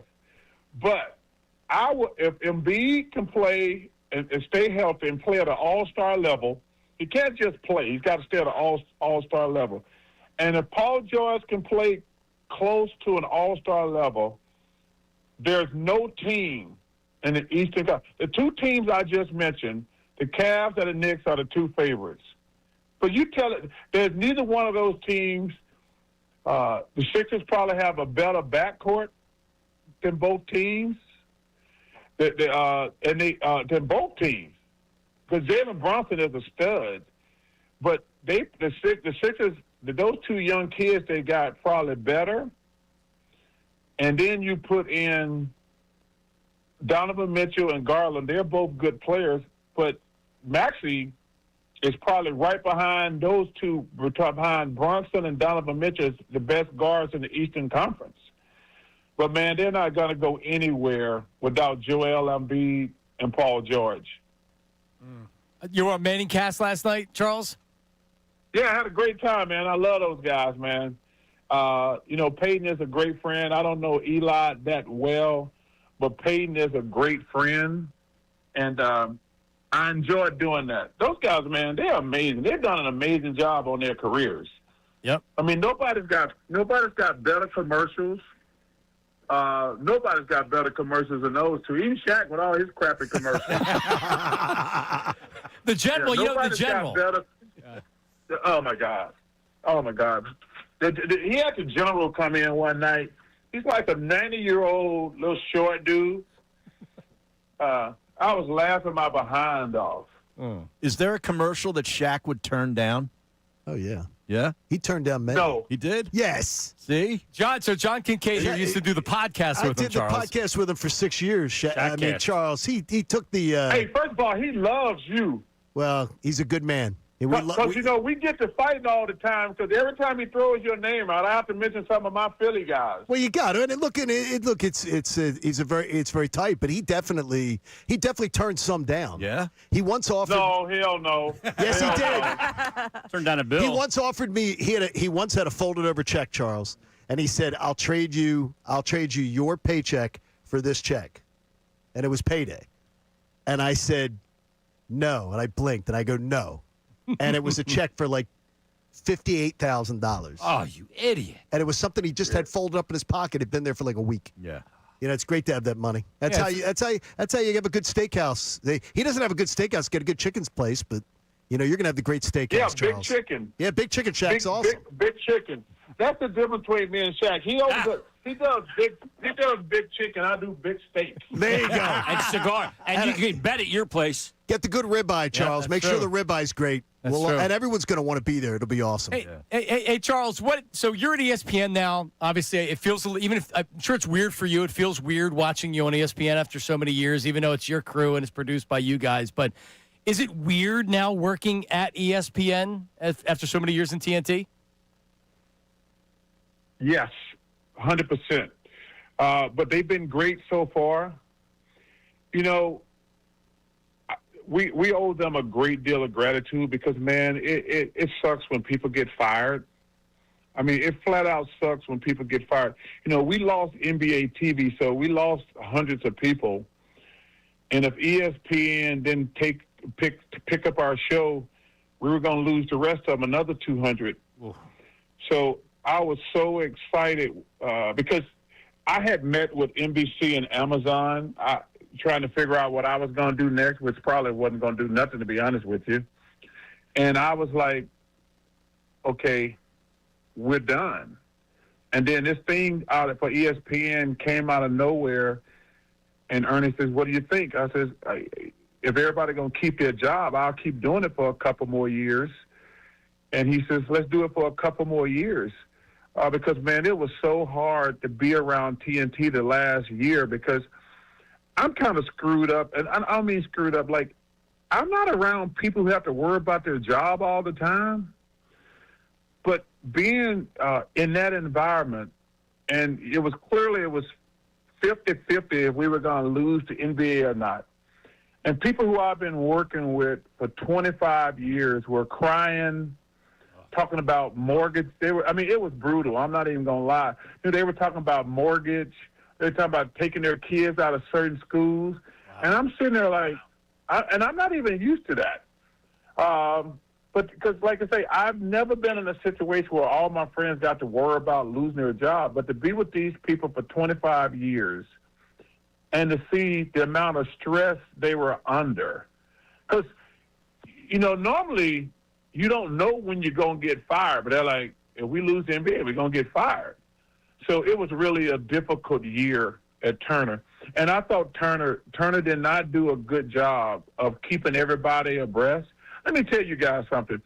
During the playoffs, we were playing golf and looking at the internet trying to get updates.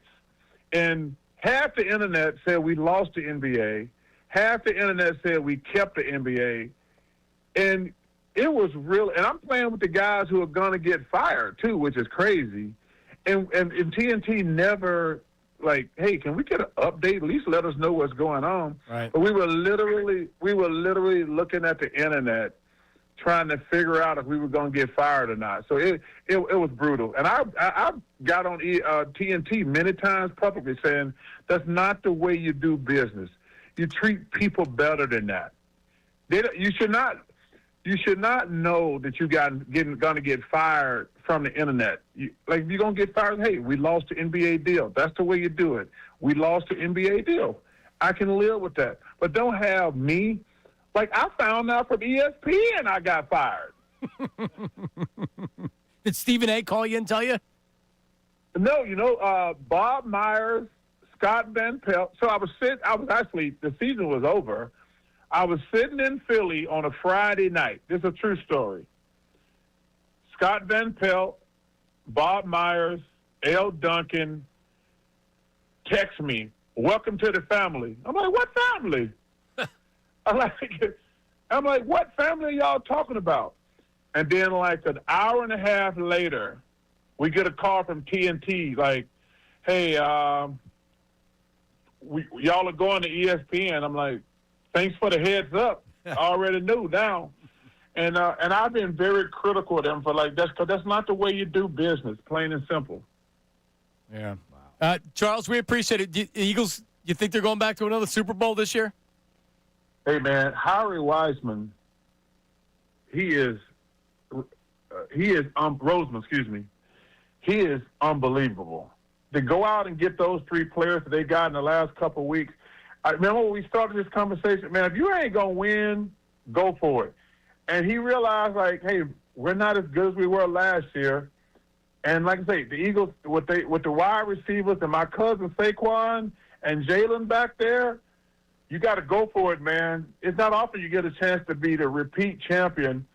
And I can't wait for the playoff, man. It's going to be exciting. It is, and we appreciate your time, Charles. We were talking about this earlier. Jalen Hurts he's a winner, and he's shown that in big spots there's probably nobody else you would want.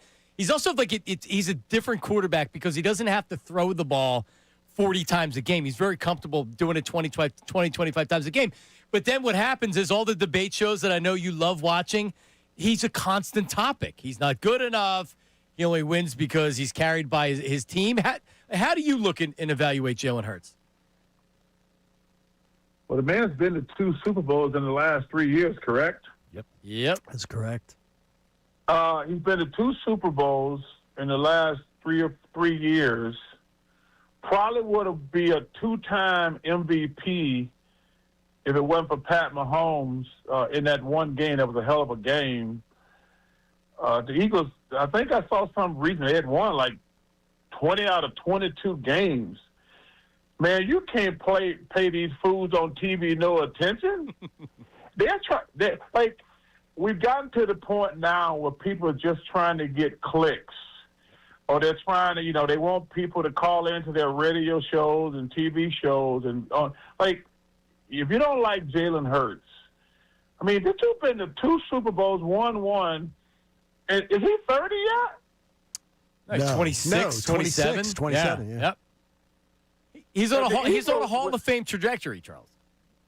Man, let me tell you something. And with Howie pulling strings like he's doing, Jalen's young, Saquon's young, AJ's young, Devontae's young.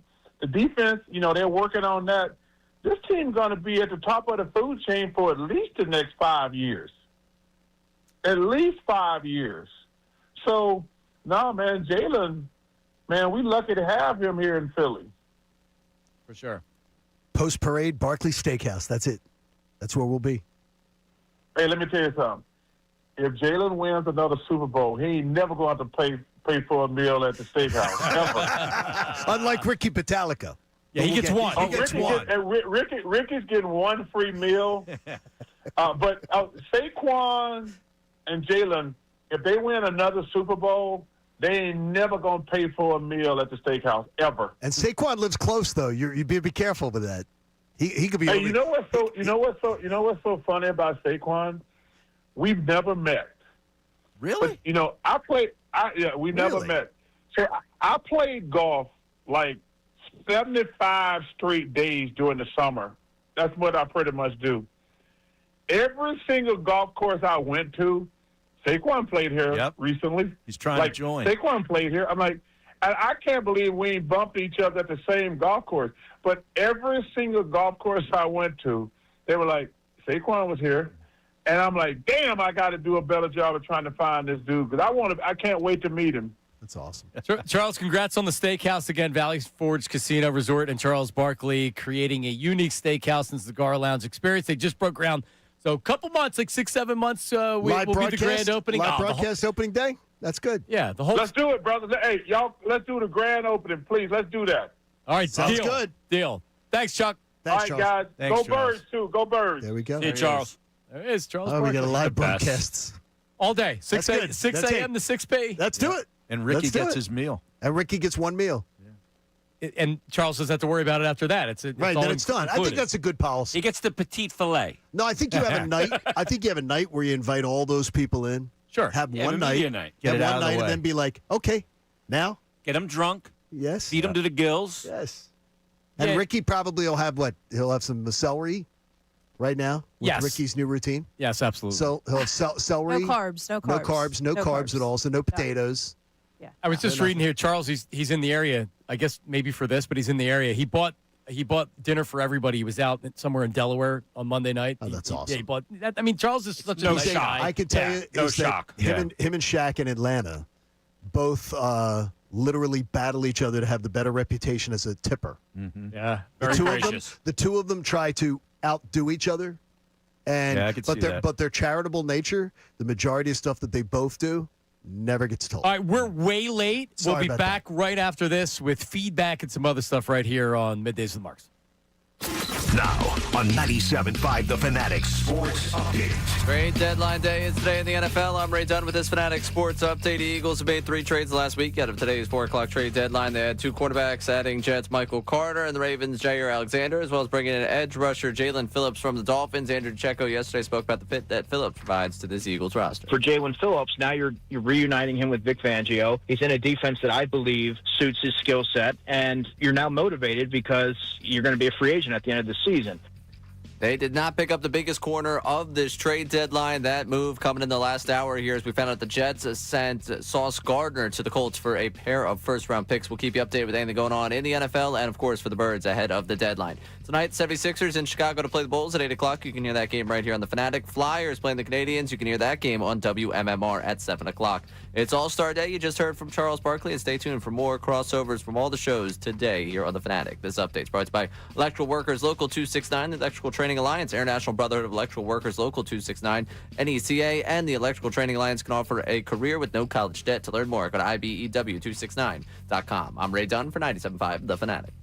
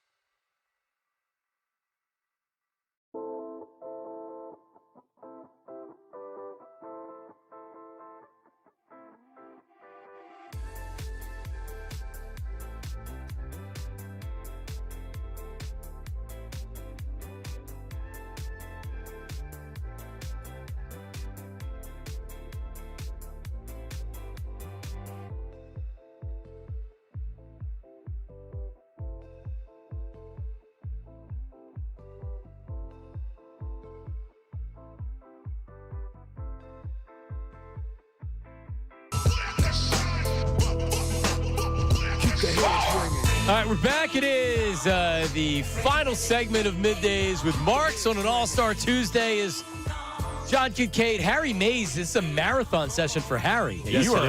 This is the most Howie that you guys, Harry. You haven't worked this long in what? 7 years? At least 7 years. Yeah, since 2018 when we did the Super Bowl parade. Who's golfed more, Charles or Harry? Charles. Yeah. Charles. Really? Yeah. Not by much. It Not by is much. a slim margin. Yeah, not Charles. by much. Harry's got standing tee times. No, it's That's Charles. 5 days a week. And That's Saquon, an awesome too. And you're chasing Saquon also. So, Harry, you had the same experience? You'd go to a club and people would be like, oh, Saquon was here earlier. Trying to get in everywhere. Right. Yeah. I'll get you in. Looking for a deal. All right, so was Highest bidder. Did he enjoy the post-Super Bowl / championship more than anybody in Philadelphia? Because you remember Cooper DeJean. Oh, dude. Yeah, Coop. And by the way, little birdies told me that at one point they were sort of like calm down the pictures of you being out so much. Yeah. Everybody wants a picture with him. He's out. Like you're out. Okay, you're at this bar, this bar, this bar, this bar. Because more looking out for him. Right. Saying the word will, if your performance slips in any way, this will become the talking point. Right. And that's not true. By the way, they said that's completely not true with him. But but perception is reality. Perception is reality. All right, so Ray Dunn's been thrown out of his studio. Why? As joining us right now, live from the producer studio, is Andrew Salciunas with a nooner. Yes, this is weird. We have music? Bringing us back from the break and seeing Jason and Harry over there. But yeah, you guys ready for the intro? Yes. Let's go. Yeah. I thought it was Time now for the Nooner with Rob Ellis and Harry Mays. An in-depth look at the headlines in Philadelphia sports and beyond. This is the Nooner, exclusively on 97.5 The Fanatic. And the Nooner is brought to you. Sorry, Robbie. I told you that we had I never got rid of anything. I sold a bunch of the old audio. Rob's going to want a royalty check. Yes. He's going to get one. A That says Bonner, guys. His name is Tight. Why is this happening? Turn the pot off. Wow. Cut the freaking thing already. You see what happens when Ray's not in there? Anyways, we had music, but it's gone now. Yes, pretty much. Let's just make this as comfortable as possible. All right, so where do you guys want to start? How about, Harry, the state of Florida, which is always where the Nooner used to always begin. It's like old times, guys, where we go to the state of Florida. There's no better place to start with Where's my fidget spinner? My favorite place. Let's talk about Nicole Dennison. All right, I think we're all on the same side of Nicole Dennison here. She's a 29-year-old flight attendant, and she returned home last Wednesday night at 11 o'clock, and what did she find? Her husband in bed with another woman. So we have heard these stories before. Hell, Carrie Underwood took her key to the side of his pretty little souped-up four-wheel drive. But I will quickly ask you all, what was the weapon of choice that Nicole Dennison had to give a black eye, a scratched-up face, and a bruised right arm? I'll go around the room. A tire iron. A hockey stick. No. A pool cue. No. It starts with a D and ends with an O. No, that's not true. But in the world of music, she went with an acoustic guitar and beat the crap out of her husband with it, and also destroyed shelving and put holes into the walls of their home. She was arrested and charged for domestic battery, but I think we're all on her side, right? Yeah. What about Adultery's not cool. What about the woman in bed with her husband? No, she got out free. I guess she ran. So I'm taking a look at the mugshot right now.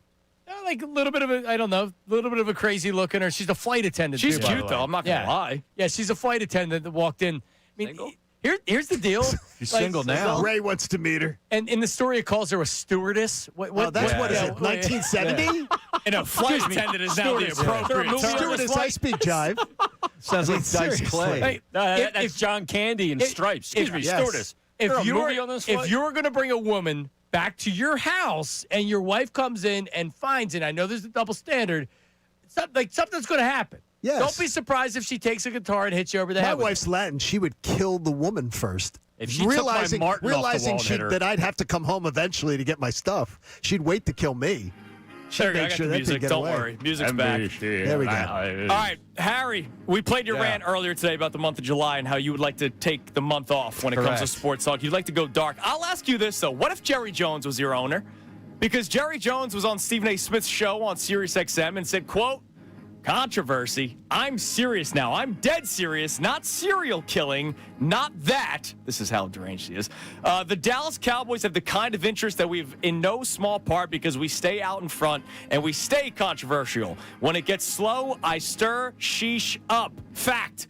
I just want to be relevant. I just want you to be looking at us. As Eagles fans, we don't want that, but as radio hosts, how much would you value that? Yeah, you love that. I mean, he gives you 12, A.J. Brown loves it. 12 months a year. A.J. Brown, and then they're from the same boat. Yeah. Yeah, see, I don't know if A.J. Brown is doing it on purpose. He won't put down the phone. What do you mean? He's doing it on purpose? No, I don't think he can help himself. Subtweeter. And I don't Then think get help. I don't think that Jerry Jones can help himself because this is what he wants to do. Yeah. He wants to do this. He just admitted wants this, attention. He's admitted this on so many different occasions to where he believes the soap opera of the NFL is this stuff, and that's why he does what he does. It's not conducive to winning, obviously, but he does this for a reason. He's got bad writers for that soap opera. That's Right. bad writers. I mean, earlier this week he talked about how the reason why I'm doing this interview on the phone and not fixing the Cowboys defense is he invested some money in some new oil business. He made $100 billion, he claims, which was a lie, apparently. He didn't make that much money, but still, he can't help himself. The guy's amazing. Jara, keep doing it. All right, raise your hand if you're a fan of Sydney Sweeney. Hands I raised. see multiple hands raised there. Sydney Sweeney was at a NASCAR Cup Series event. Before the finale, they had a pre-night party. And NASCAR racer William Bryan is, like all of you, a big fan of Sydney Sweeney, but he was too scared to go up to her, so fellow racer Austin Dillon grabbed him by the arm and made him very uncomfortable, pulling him up to the stage where she was taking photos with fellow racers. So I will ask you all, best story where either you were the wingman or a wingman stepped up for you. This is where you go too far. Yeah. Now I got to come up with a story. Right. Now we're at the end of the show, Or and you're you can creating say work. there is no story, and No, you can say you did not have a good wingman, or you weren't a good wingman. See, a good producer would Leave have it tipped for us Ray. off. We need a story ready. Leave us for Ray. I don't know. I can't come up with something off the jump here. I got to think back. Yeah, this is an I outrage. have two marriages under my belt of people that I set up. Well, there you go. Does that See, count? John's got that off the top of his I'd I'd head. say that's a good Successful wingman. marriages. That's a good host right there. I actually have one too. You My have one roommate too? from college married my wife's best friend. See, there you go. All right, fine. I guess we'll move on, just like old times. Yeah, that was a great part of the lastly, Nooner. I know I'm younger than you guys. Ray, you're even younger than me. But the world of AI and Chat GPT did not exist when we were in college. So You might have gotten better grades. students at the University of Illinois, Urbana-Champaign, Urbana. That's the main whatever, campus. just like old days, they were caught cheating using Chat GPT and AI. So they were about to be failed for the class. So what did they do? They came together and said, all right, let's write letters of apology to our professor. And then use By ChatGPT. Using ChatGPT. ChatGPT Yes. and AI, and now the university is under investigation, I'd expel checking them. out these students. Expel their backsides. That's Yeah, a no, Salciunas move right It there. is. It is. That's absolutely right. How do you think I got into radio, Har? There you go. And So that that's the resume nooner. and cover letter and that Bobo suit you were wearing from ChatGPT? That Bobo suit is Hey. from Four Miles. Yeah. All right. Attaboy. Do you still Get a have it? sponsor in. Or was that the Chubby Tunis days? No, I still have it. Don't was you that the worry. Chubby Tunis days, or was it? Yeah, those days Yeah, he still probably exist. was. Yeah, probably. I don't remember. I don't remember. He always of tells his me stories figure. about Chubby Tunis. I don't remember the chubby tune. I weigh 25 pounds less than I did in middle school. Okay, well right now. you're in Then good he was shape in right middle now. school. Middle school. Yeah. Yes, but he was smaller. I did not hire him when There he was was a in middle time working with Mikey Miss where I was pushing a couple bills because of all the free food Oh, drops. yeah. And how do you survive when you don't make much money? Yep. eat I the thought free that was food during drop. the Cuz tenure. What about Chubby thing. Mays? Because there was a Chubby Oh, yeah. Mays. That was period. definitely 2012, 2013. Yeah. That's when all the photos were taken. The Chip Kelly And me era. and Harry did the keto diet. Yeah, every time they show you Yeah. the picture, they have a fat guy picture. I like- know, and that's I'm why I always use it. Harry 215. hates it. All right, coming up is Unfiltered with Ricky Bowe and Bill Colarulo. John, you're sticking around for a little bit? In a bit. Andrew will be on first, then I'll be on. I'm sticking around for the first Good. half hour. That is coming up next. Don't go anywhere. Now on 97.5 The Fanatic Sports Update. NFL